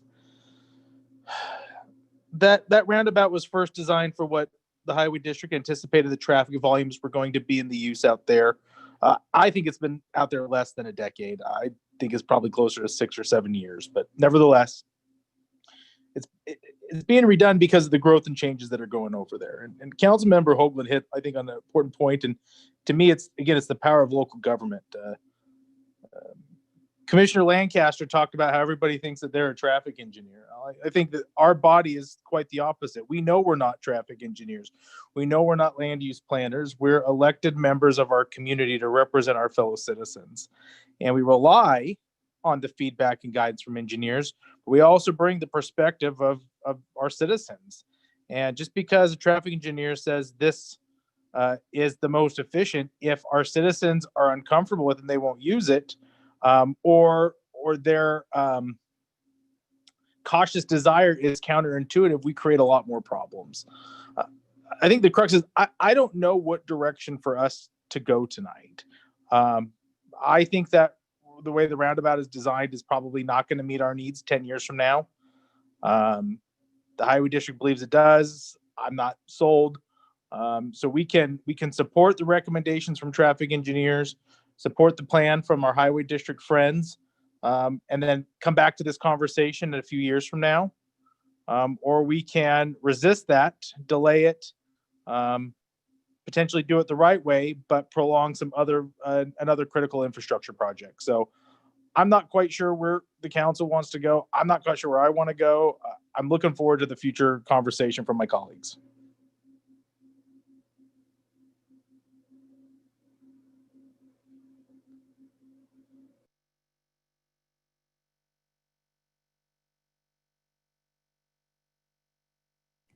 Mr. Mayor. Councilman Hoagland. I think Councilman Cavanagh brings up an important point is delay. There's a cost component to this that we also have to consider, and delaying or redoing, there's going to be a cost to the taxpayer, to other projects that make it difficult to say, okay, let's blow this whole thing up and start over. I mean, that there are consequences to that are both financial and impacting other projects. So that makes me reluctant to go down that path.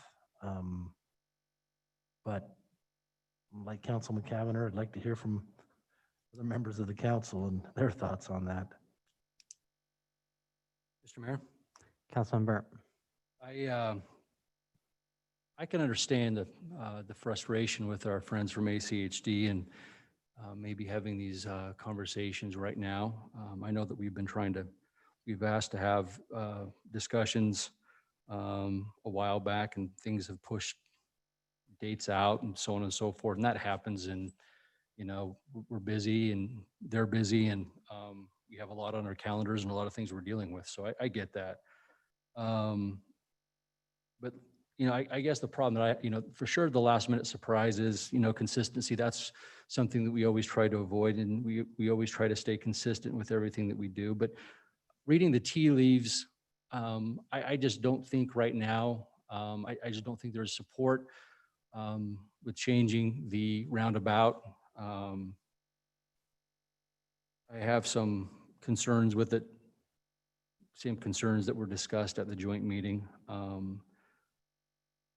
However, there I do have some major concerns with the crosswalks at Dartmoor and Rome, and certainly a lot less expensive, both in design and change orders, than totally redesigning a full roundabout. But when I was originally contacted by a citizen that lives in Tuscany, those were his concerns, his main concerns.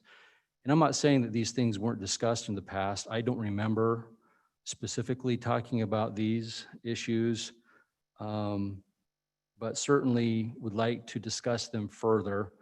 I don't know if it's something that we need to delay a project over. Certainly would like to get some feedback and some direction from the commission, the ACHD commission, and what they're willing to talk about and what they're willing to do. When I was expressing my concerns during the joint meeting, Mr. Wallace mentioned that he was going to provide some data that would support, I don't know, do you call them, Brian, Z crossings, where at least the crosswalk where the crosswalk is behind the first stopped car. I don't know if you call that is that what you call it, a Z crossing?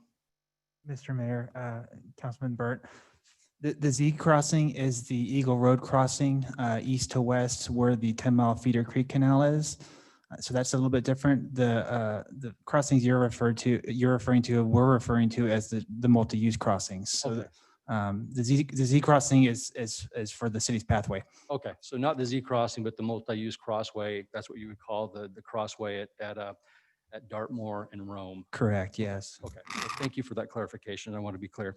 So those are my concerns. And I was looking through all of the information in the packet that was sent over by Ryan and others, and I didn't see any data in this information that supported that type of multi-use crossing behind parked cars. So I just think that stopped cars at that intersection, those intersections. I just think they're incredible. I just don't see personally, and before I go any further, I'm not questioning for sure the engineers at ACHD or our city staff or those that have worked diligently up until now. Mr. Kavanagh mentioned that, we work and we serve the citizens of Meridian. And so when we have citizens come to us with concerns, I'm just expressing what I've heard in the concerns of citizens that live in the Tuscany area. But for me, I can't see how it's safer for a pedestrian to walk behind on a crosswalk behind a first stop car where potentially there is cars going south and could take a right into Tuscany and maybe not see that pedestrian because of that first stop car and could get hit. And I understand that Mr. Wallace mentioned that this is common practice. It's not common practice in the city of Meridian. This is the first type of crosswalk of these kinds that we've seen. And I was hoping to get some data to be able to look at the data and be able to see why it's justified. I just don't see it personally. And there's been a fatality over there somewhat recent with a little boy. And so I know that there's cars going fast. I know that, people in a hurry, maybe in the morning, going to work or, trying to get home late at night. And a little bit different when there's a median in the middle, maybe that a potential pedestrian could be protected a little bit by standing on that median or going over that median. But that's just a major concern. And I hope that we can maybe talk more about that.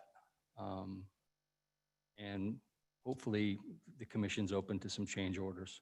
I don't know if I'm in favor of, asking the commission to, to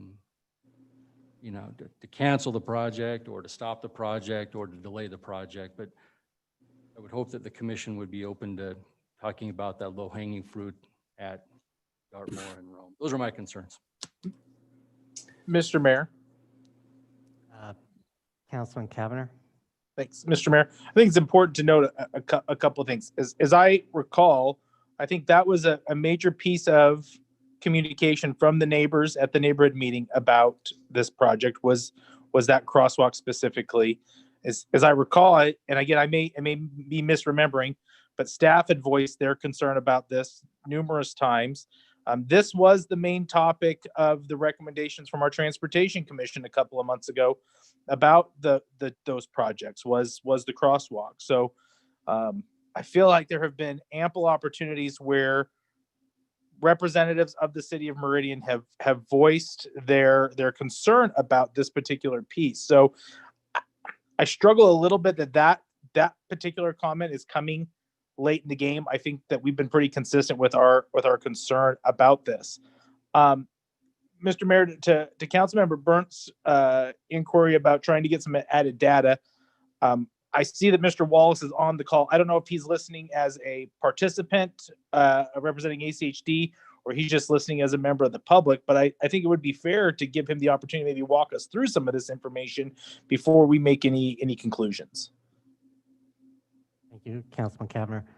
If we could let all council members speak, and then if we need to go into conversations with ACHD, Okay. we can definitely go down that direction. I know Councilman Borton was unmuted and ready to speak a second ago, so I want to give him and then Councilwoman Perot if she'd like an opportunity to speak. Councilman Borton? Thank you, Mr. Mayor. I'll be brief. I think Councilman Burnt summarized the crossing concern very well. I agree with him on that point. It is frankly academic to have the conversation right now. It's out to bid. It's going to be approved tomorrow going forward. And I think there's enough empirical engineering data that supports it going forward. So I'm not supportive of even recommending that it get delayed. Even if we asked for it, it's not going to happen. So the reality is it's going forward, it's getting built. And if there's some of this crossing alterations that can happen later on through redesign, if it's through change orders, looking at bullet number 3 there, that's the only viable option to try and address some of those more specific concerns that Councilman Burnt had highlighted. So if there's a problem with communicating the city's concerns, or the ACHD receiving and acting on the city's concerns on these type of issues way upstream from a conversation like this today, we can address those. There's some other separate disconnect, but for the purpose of this project, I don't think we even recommend to delay anything. We just try and assess these crossings at a later date.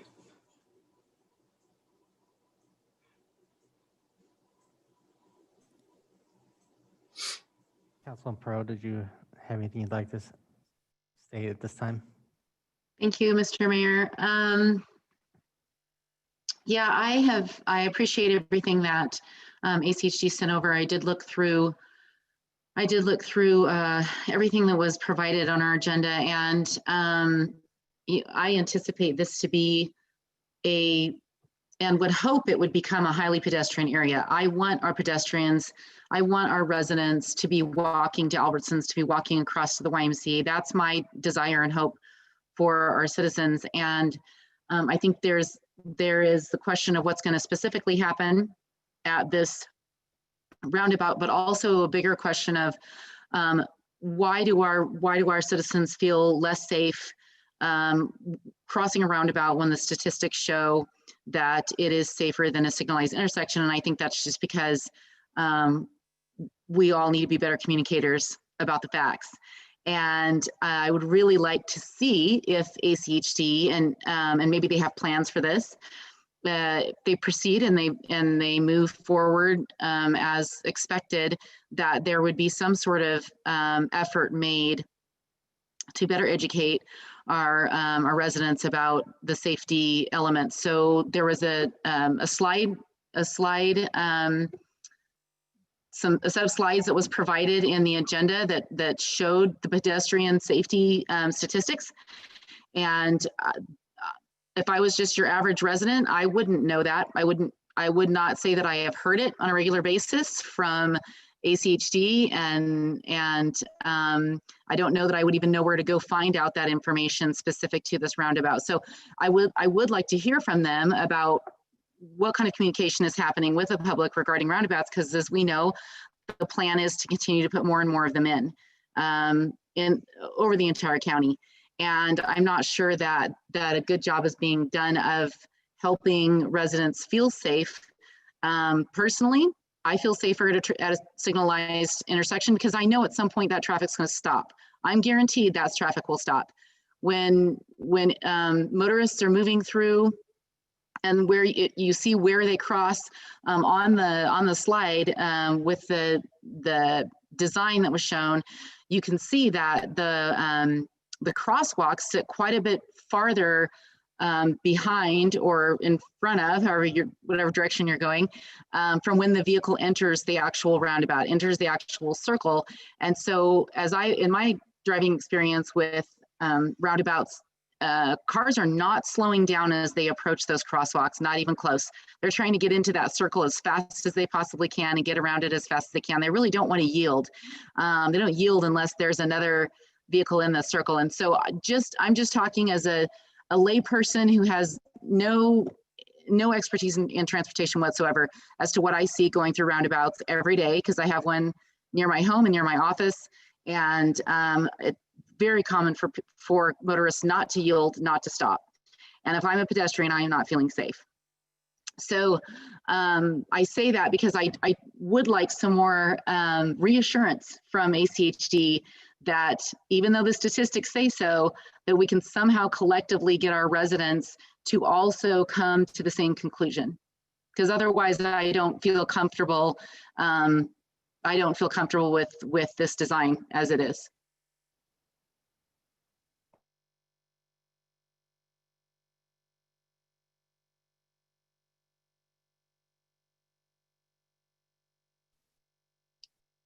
Mr. Mayor, Councilwoman Pro.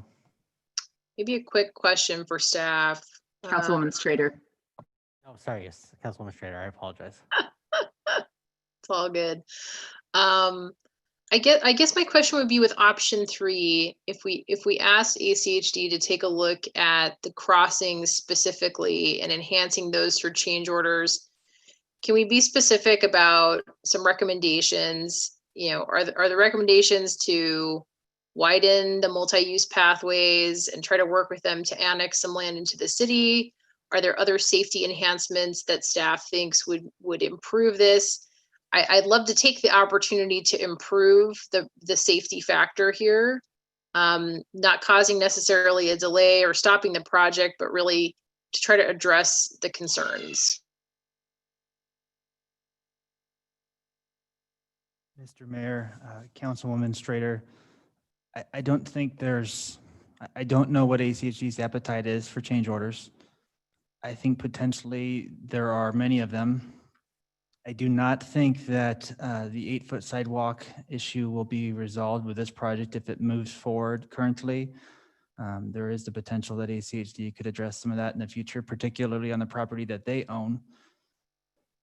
For the multi-use crossings, staff's concerns could potentially be addressed through enhanced signage, wayfinding, additional contextual solutions that sort of prevent people, for example, from crossing where they would normally cross rather than where they should be crossing. Some additional signage and wayfinding signage for vehicles to stay the heck out of the crosswalk, unlike what they typically do at a crosswalk. At a normal intersection, they could look at just moving the whole thing up further, assuming they can overcome some of their engineering concerns and safety concerns with that approach. But I really don't know what ACHG's appetite is, and you'd have to discuss that with them. It just is a smaller change that seemed more nimble and flexible mid-process to adjust rather than the other option, which is to delay the whole thing. Did that help at all? Mr. Mayor. Councilwoman Strader. Yeah, thank you very much. That does certainly help. I don't think we should let like our perception of ACHD's appetite to make or not make change orders dictate how we act in this meeting, or what recommendations we make. I think if there are enhancements that we felt we could suggest, it would be up to them if they want to do those. They certainly understand how critical this project is. I would hope that they would be open to those, because the magnitude of a change order is nowhere near the same as delaying or stopping a project.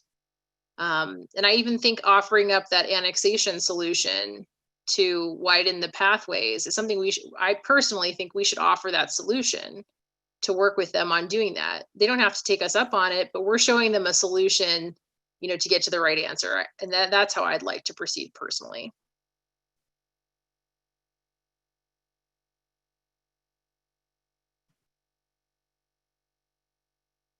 Council, any further comments, or would we like to hear from Mr. Wallace or Mr. Lucas if they're so desired to provide any comments to the information they've heard?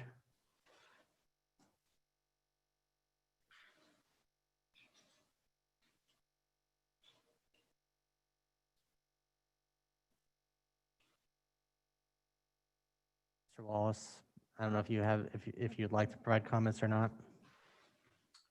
Mr. Mayor, can you hear me? Yes, we can. Thank you for giving me the opportunity to speak, and we certainly do appreciate all the comments of you and the council this evening. This is an important issue, and it is certainly the intention of ACHD, one, to make sure that we are in sync with our community partners, and two, that we ensure the safe operation, not just of the roadway, but for all users. Communication is something that's critical in everything that we do, and it's unfortunate there's a perception that we weren't clear on all of this. The only thing, and we pledge to continue to do our best to improve that in the future. So we look forward to a continued strong relationship. The only thing I did want to address, because you have a lot of stuff in front of you, and I didn't want to go all through all of that stuff, was the crossings. I'm looking at my telephone for a record of what I believe we sent you. And if this didn't appear in there, then it somehow got dropped. It has to do with the displaced crossings that we've been talking about. Now, there was a PDF file in there, excuse me, that listed a couple of items that make this attractive and safe. The separated path horizontal curve slows pedestrians and cyclists down as they get to the intersection. That's the whole idea. As was discussed earlier by several council members, the slowing things down and people down improves success and safety at intersections. Pedestrian and vehicle conflicts are removed from the intersection corner. It limits the vehicles from waiting in the crosswalk to enter a high-speed roadway, and this will be a wider roadway when all is said and done. Pedestrians and cyclists do not have to move closer to the high-speed roadway to avoid vehicles entering traffic. And finally, pedestrians are now in the driver's full vision and not a potential blind spot. That's the whole idea, is to move them away from the intersection. We've talked about, there you go, that's the one I'm talking about. You have the technology to do that tonight. Dealing with your version of Zoom was beyond me. So there you have it. Yeah, I just read those items off there. That's the whole idea behind it. I don't have the images to which I referred the other night when Mr. Burnt and I were going back and forth. There are locations, and they may actually be in the Meridian footprint, where we have instituted something very similar to this. I will admit this is the first multi-use path concept here, and that, if I could, is the other thing about this. We are doing our best to ensure just what a couple of council members tonight have mentioned about ensuring that people can walk to the destinations along here. The only final thing I was going to say, and I'll leave this topic alone, is that our design horizon for anything that we put out there is 20 years. So you're all right about how long it takes to develop these things. I think in today's Idaho Statesman, project manager Ryan Cutler, who I believe is also on this meeting tonight, commented that we should consider that something we're going to build in 2025 is being planned right now. It takes a while. The permits, the the permissions, the easements, the right-of-way purchase, the discussion with all the citizens involved in the project take time. And we have worked very hard to try and make that happen.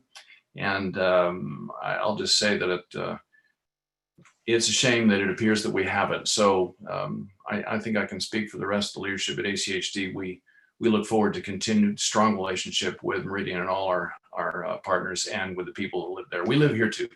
So thanks for that. That's all I had. Thank you, Mr. Wallace. Mr. Mayor. Councilman Burnt.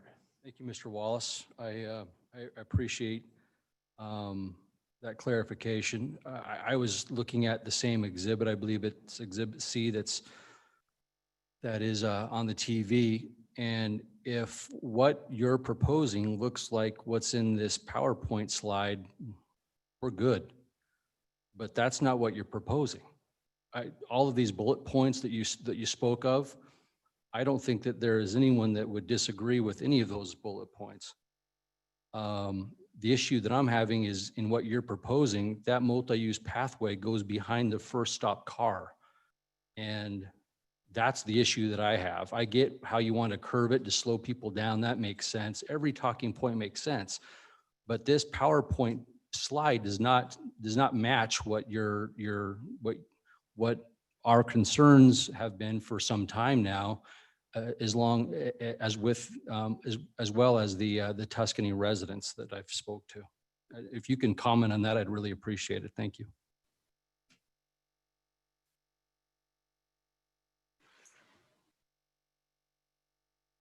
Mr. Mayor. Yes, Mr. Wallace. Thank you, Mr. Mayor, Mr. Burnt. I think it was Mr. Burnt that was talking. Yes. This is a stylized version of what we were talking about. And to be honest, again, I don't have the drawing to put in front of you. I think in the package, we had the slides that Ryan Cutler had put up the other night.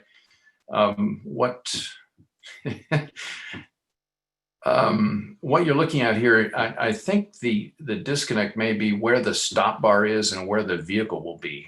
And the point here is that you will have the vehicle have to stop before getting to that crosswalk. I believe you'll see that. And then everybody, all of us will want to get ahead of that to see what in heaven's name is coming down the street. So yeah, you will have a stopped vehicle, and it's entirely possible a vehicle stopped at the street, beyond that crosswalk, if you will. The whole idea here is that both the pedestrian and the cyclist, if that crosswalk were exactly parallel with the street, would have to come to several decisions. One of them being, which side of this car that stopped right in front of me do I go around? This solves that problem for them. First of all, it's a more abrupt turn than is displayed here for the cyclist in particular. Second, if you will, please consider that the cyclist is not moving at a walking pace if it is allowed to continue straight. So those of you that are cyclists that do that regularly can probably do a level ground speed of approaching 20 miles an hour, but let's say it's 15. At 15 miles an hour, it's many times too fast for the vehicle to respond in time to stop to keep from hitting that cyclist. In this case, the cyclist will have to slow down to make a sharper turn than you see depicted here. That's the whole idea. So my point is that this is a safety feature that has been designed in here. That was all.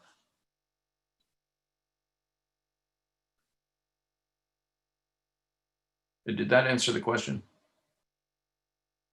Okay.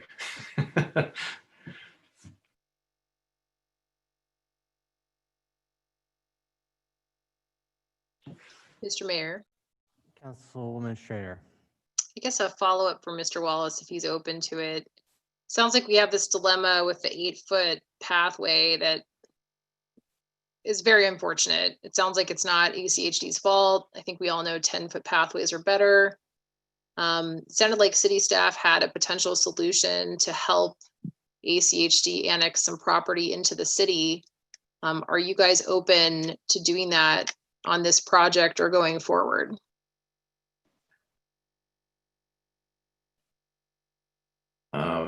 Mr. Mayor Mr. Wallace. and Councilwoman Liz, that's way beyond my pay grade. I think, with respect, please address that to my commissioners. The 8-foot pathway is honestly, this is something that we in the last year have just discovered going, what? You got to be kidding me. We couldn't agree more. 10 foot is the right width. And I think we're eager to try and get the legislature to see the error of its ways. But again, that's above my pay grade too. So that's a question that we could certainly direct to our commission if you don't mind. Fair enough.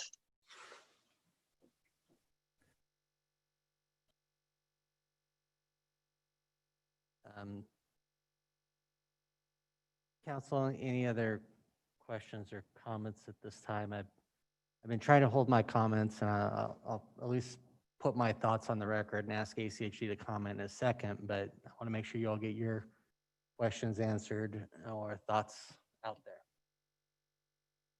Mr. Mayor, Councilman Burr.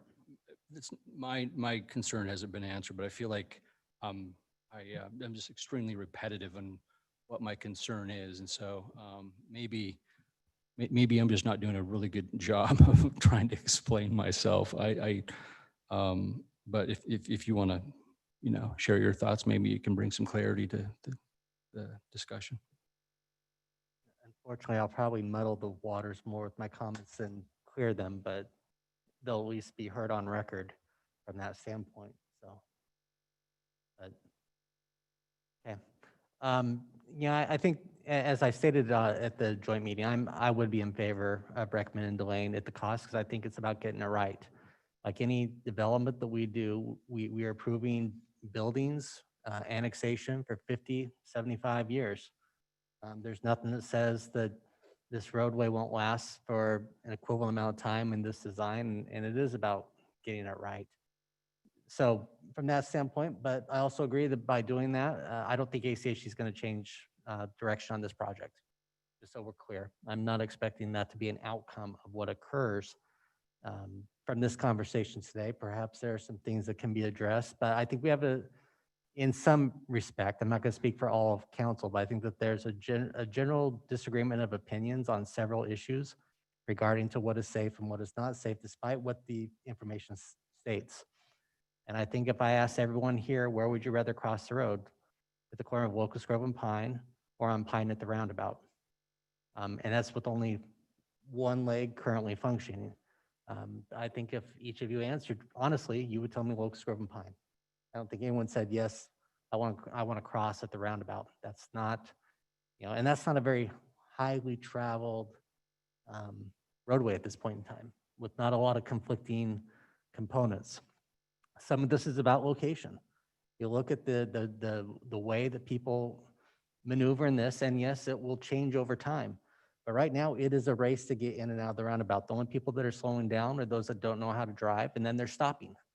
That's how they're functioning through this roundabout, and a double lane roundabout will, in my non-traffic engineer opinion, it's really not designed to limit these points. We all understand that constricting roadways slows people down. Great roundabouts in other cities that do just that and make it no problem to cross at these intersections. In my opinion, this is not one of them. And when you put this in a location where it's going to be surrounded on potentially 3 sides with a street light, it just makes me beg the question to ACHD twofold. Would a street light function effectively in this location? Does it prevent the movement of traffic in an appropriate manner? Does it stop traffic from flowing when timed with other movements in the area?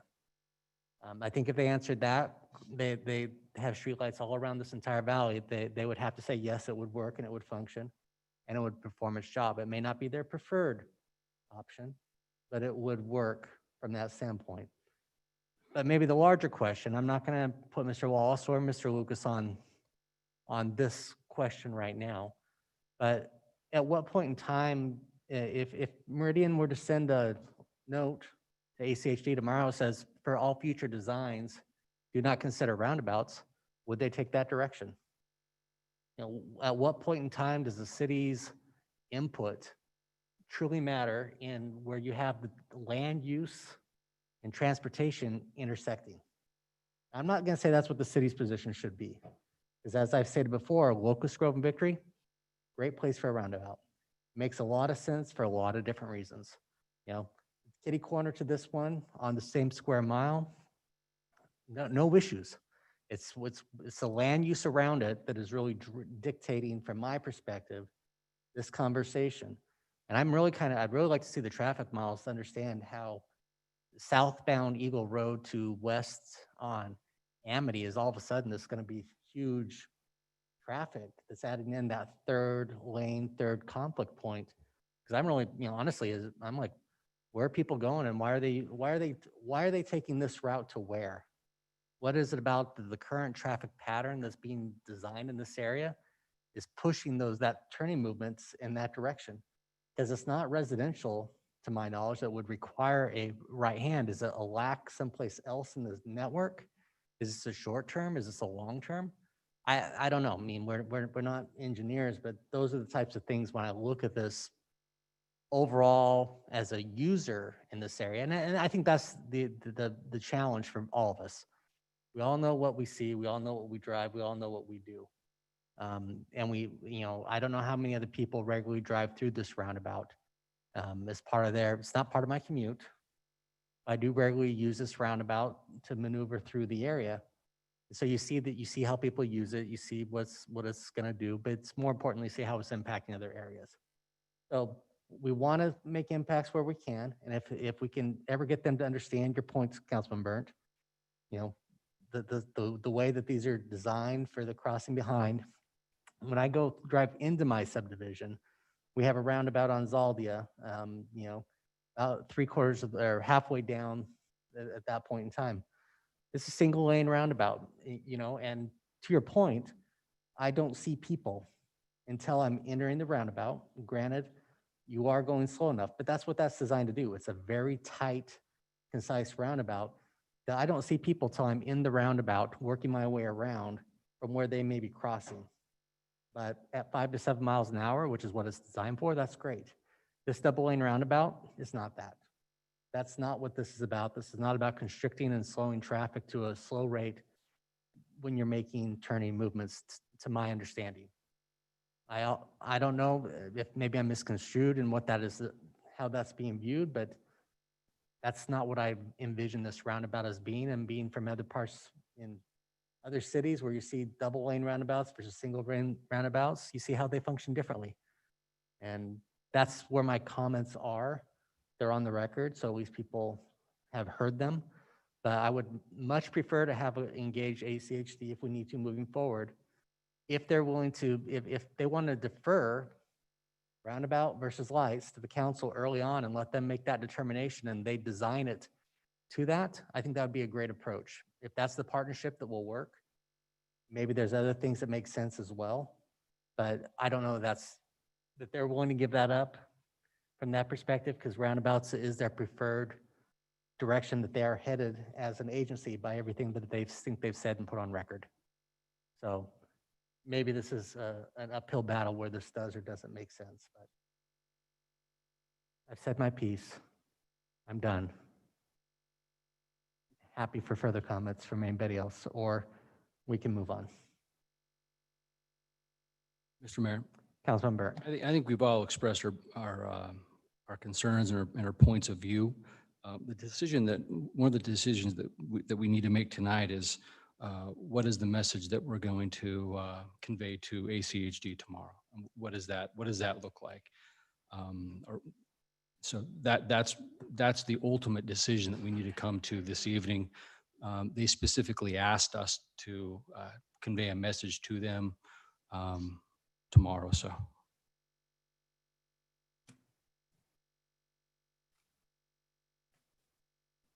And I don't disagree. To my point earlier, I don't think whatever message you convey will have an outcome on their actions. but it may have may help direct them in future. True.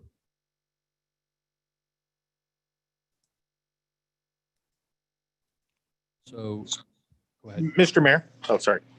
Councilman Kavanagh. I don't necessarily disagree with what you're saying in terms of the response that our request may or may not be fulfilled from ACHD. I also don't think that means that we should not convey our feelings and opinions to them, regardless. So if we feel one way or another, I think that we should put together either a letter or a statement to them. So at the very least, Mayor, to your point, so that we're on the record. And I think your point about making some additional requests alongside that makes sense. I also think, Brian brought up some really good points about giving staff some greater direction about what council wants to see. And frankly, I think we should be meeting jointly with ACHD 3 times a year. That are standing meetings that don't get moved and rescheduled and rescheduled and rescheduled. That are standing meetings so that so we can all jointly eliminate some of these communication challenges that both sides are acknowledging we're experiencing.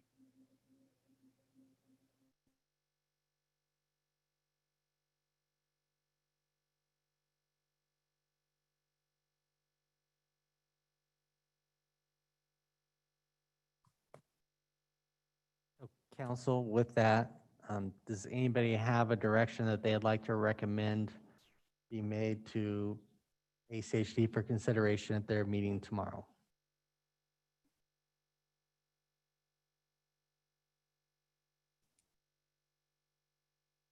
Mr. Mayor?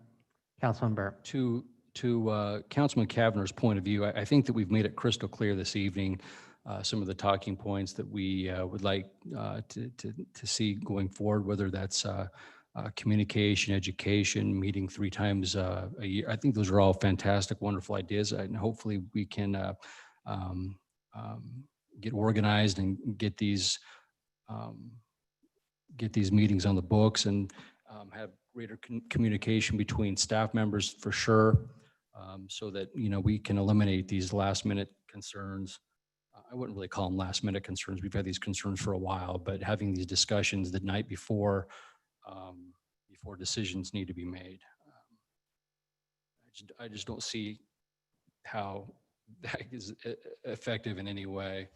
My concern that I would like to bring up to the commission is these crosswalks, multi-use pathways along Dartmoor and Rome. To this point, with all due respect to Mr. Wallace, I have no idea what in the world he's talking about. I'm looking at these talking points and I'm looking at 2 separate diagrams that look completely different. I agree with the talking points. The diagrams are different. I would like to have the crosswalks look exactly what Exhibit C looks like. If these crosswalks, if Mr. Wallace can say these crosswalks are going to look like Exhibit C, then I'm good. If they're going to go behind the first stop car, then we need to discuss this more, and whether they're changed in future redesign or whether they're changed in a small change order. I think it's just a small ask, and I think it's a reasonable ask. So that would be my recommendation. I invite thoughts from my council members. Councilman Burr, I wouldn't disagree with you. I think the practical matter is no car can enter a roundabout from that far back, and that's why they're never going to stop there. That's why they're going to put the crosswalk behind it. You can't get into the roundabout from back there because you can't see what's coming. And unfortunately, that's the inherent conflict that's going to exist all the time. You can put a stop sign there, but then they're going to pull up and they're going to be either blocking or in that first place anyways. That's how they're going to function. So I wouldn't disagree with you. I think that this design, if it could function, would be great. Mr. Mayor, I don't believe that this is at a, is this approaching I don't think this is a roundabout. I think this is just a normal. Yeah. The only other thing I want to, just for the record for everyone, is that I think it's important communication, regular meetings are important, but 4 of the 7 people up here weren't here 9 months ago. And that's going to be an inherent conflict with when roads are designed 4 and 5 years in advance, that there can be community change. We have some of our communities that go and purchase a building, they make it available to the community, a new election comes in and they turn around, they sell that. Elections change viewpoints, and I think that I would encourage our transportation partner to recognize that it may not be comfortable, but that's what happens on both sides. We recognize that. You know, new commissioners will have different viewpoints and different plans. New council members will have different inputs and different thoughts, and these will be inherent conversations. I digress, so I just didn't want to forget saying that. Mr. Mayor. Councilman Hoagland. Just a final thought for me, just a couple of things. One, I think we've adequately expressed some frustration with ACHD and just the inherent issues that we're having, and I think roundabouts are not the answer for every area, and that neighborhoods are important. I mean, that's the message I want to get across. So we really have to take a close look at those and then figure out where do they fit. As you pointed out, there are areas that they fit. And the last thing I think that's important is if we pay attention to this stuff and we read the material, and if we're struggling with the understanding of how that really works, how does the average citizen who is busy with the kids and family and life and doing this and that and the other, how are they going to understand that? And it's much harder. So somewhere there is a disconnect in the communication process that we have to get better at. So that's just I just point that out, that if we're struggling with it, and we wanted to be up here and we wanted to understand this stuff and we want to solve the problems, and we're struggling with that, and our staff is struggling with that, then we've got to do. Everybody has to do better at making things understood. So, but as far as, again, delaying this, moving it forward, you know, it's taxpayer dollars. I'm reluctant to, in this situation, as much as I would want to do something different, that's a struggle for me to go there for this one. Let's improve as we move forward.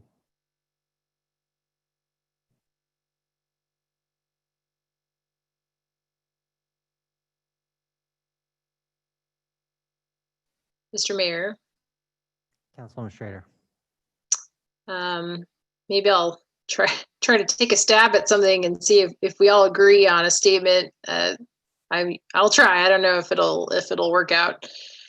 I guess I would support a statement that says, City of Meridian understands that, you know, taxpayer money and timing are important for this project.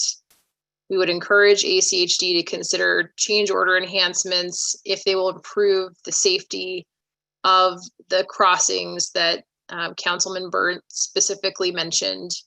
Going forward, we would like to communicate more frequently on the decisions about whether a roundabout or a regular intersection is used going forward on projects, and that we would like to see continued information about long-term pedestrian accident data, information from ACHD about level of service for pedestrians and walkability as they consider these projects.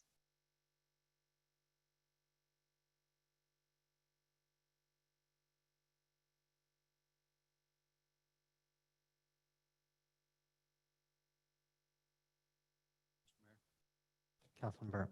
That was beautifully put. That is a great statement. I won't remember anything. You have it recording right now.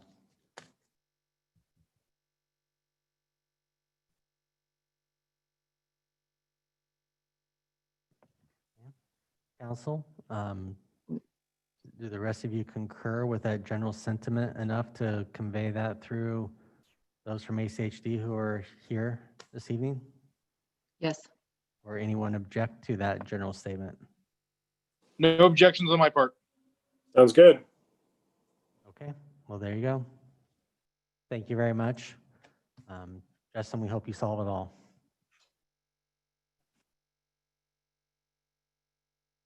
Okay, thank you, Brian. Thanks, Brian. Appreciate you. I'll meet you on the roundabout someday. Quietly.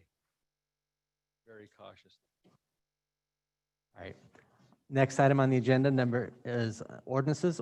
Ordinance number 20-1902. Ask the clerk to read this ordinance by title. Thank you, Mr. Mayor. This is an ordinance related to H 2020-0017 and H 2020-0018, Quartet Northeast and Quartet Southeast, City Well Lot only, for annexation of a parcel situated in a portion of the south one quarter of the northwest one quarter of Section 34, Township 4 North, Range 1 West, Boise Meridian, Ada County, Idaho, as described in Attachment A, and annexing certain lands and territories situated in Ada County, Idaho, and adjacent contiguous to the corporate limits of the City of Meridian, as requested by the City of Meridian, establishing and determining the land use zoning classification of 0.974 acres of land from RUT to R8, medium density residential zoning district in the Meridian City Code, providing that copies of this ordinance shall be filed with the Ada County Assessor, the Ada County Recorder, and the Idaho State Tax Commission as required by law, and providing for a summary of the ordinance and providing for a waiver of the reading rules and providing an effective date. Council, you've heard this ordinance read by title. Would anybody like it read in its entirety? Hearing no one, do I have a motion?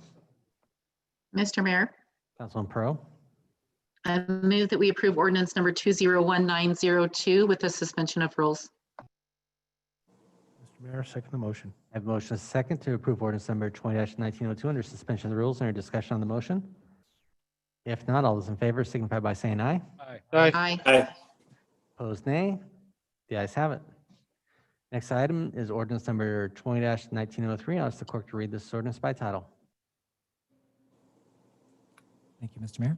This is an ordinance related to H 2020-0017 and H 2020-0018, Quartet Northeast and Quartet Southeast, for annexation of a parcel of land situated in a portion of the south one half of the northwest one quarter of Section 34, Township 4 North, Range 1 West, Boise Meridian, Ada County, Idaho, and a parcel of land situated in a portion of the north one half of the west one half of the southwest one quarter, and a portion of the south one half of the northwest one quarter, all in Section 34, Township 4 North, Range 1 West, Boise Meridian, Ada County, Idaho, as described in Attachment A, and annexing certain lands and territories situated in Ada County, Idaho, and adjacent contiguous to the corporate limits of the City of Meridian, as requested by the City of Meridian, establishing and determining the land use zoning classification of 90.99 acres of land from RUT to R8, medium density residential, 70.68 acres NCG, general commercial, 20.31 acres zoning districts in the Meridian City Code, providing that copies of this ordinance shall be filed with the Ada County Assessor, the Ada County Recorder, and the Idaho State Tax Commission as required by law, and providing for a summary of the ordinance and providing for a waiver of the reading rules and providing an effective date. Council, you've heard this read by title. Is there anyone who'd like it read in its entirety? If not, do I have a motion? Mr. Mayor, Councilman Pro. I move that we approve ordinance number 201903 with the suspension of rules. Mr. Mayor, second the motion. I have a motion second to approve ordinance number 20-1903 under suspension of the rules. Is there any discussion on the motion? If not, all those in favor signify by saying aye. Aye. Opposed, nay. The ayes have it. The motion is adopted and the ordinance is agreed to. Next item is executive session. Mr. Mayor, Councilman Burr. I move that we go into executive session per Idaho Code 74-206A1A and 74-2061D. Mr. Mayor, second the motion. Motion second to enter executive session. The clerk will call the roll. Thank you, Mr. Mayor. Borton, Aye. Cavanagh, Aye. Burrow, Aye. Strader, Aye. Hoagland, Aye. Burnt. Aye. All ayes.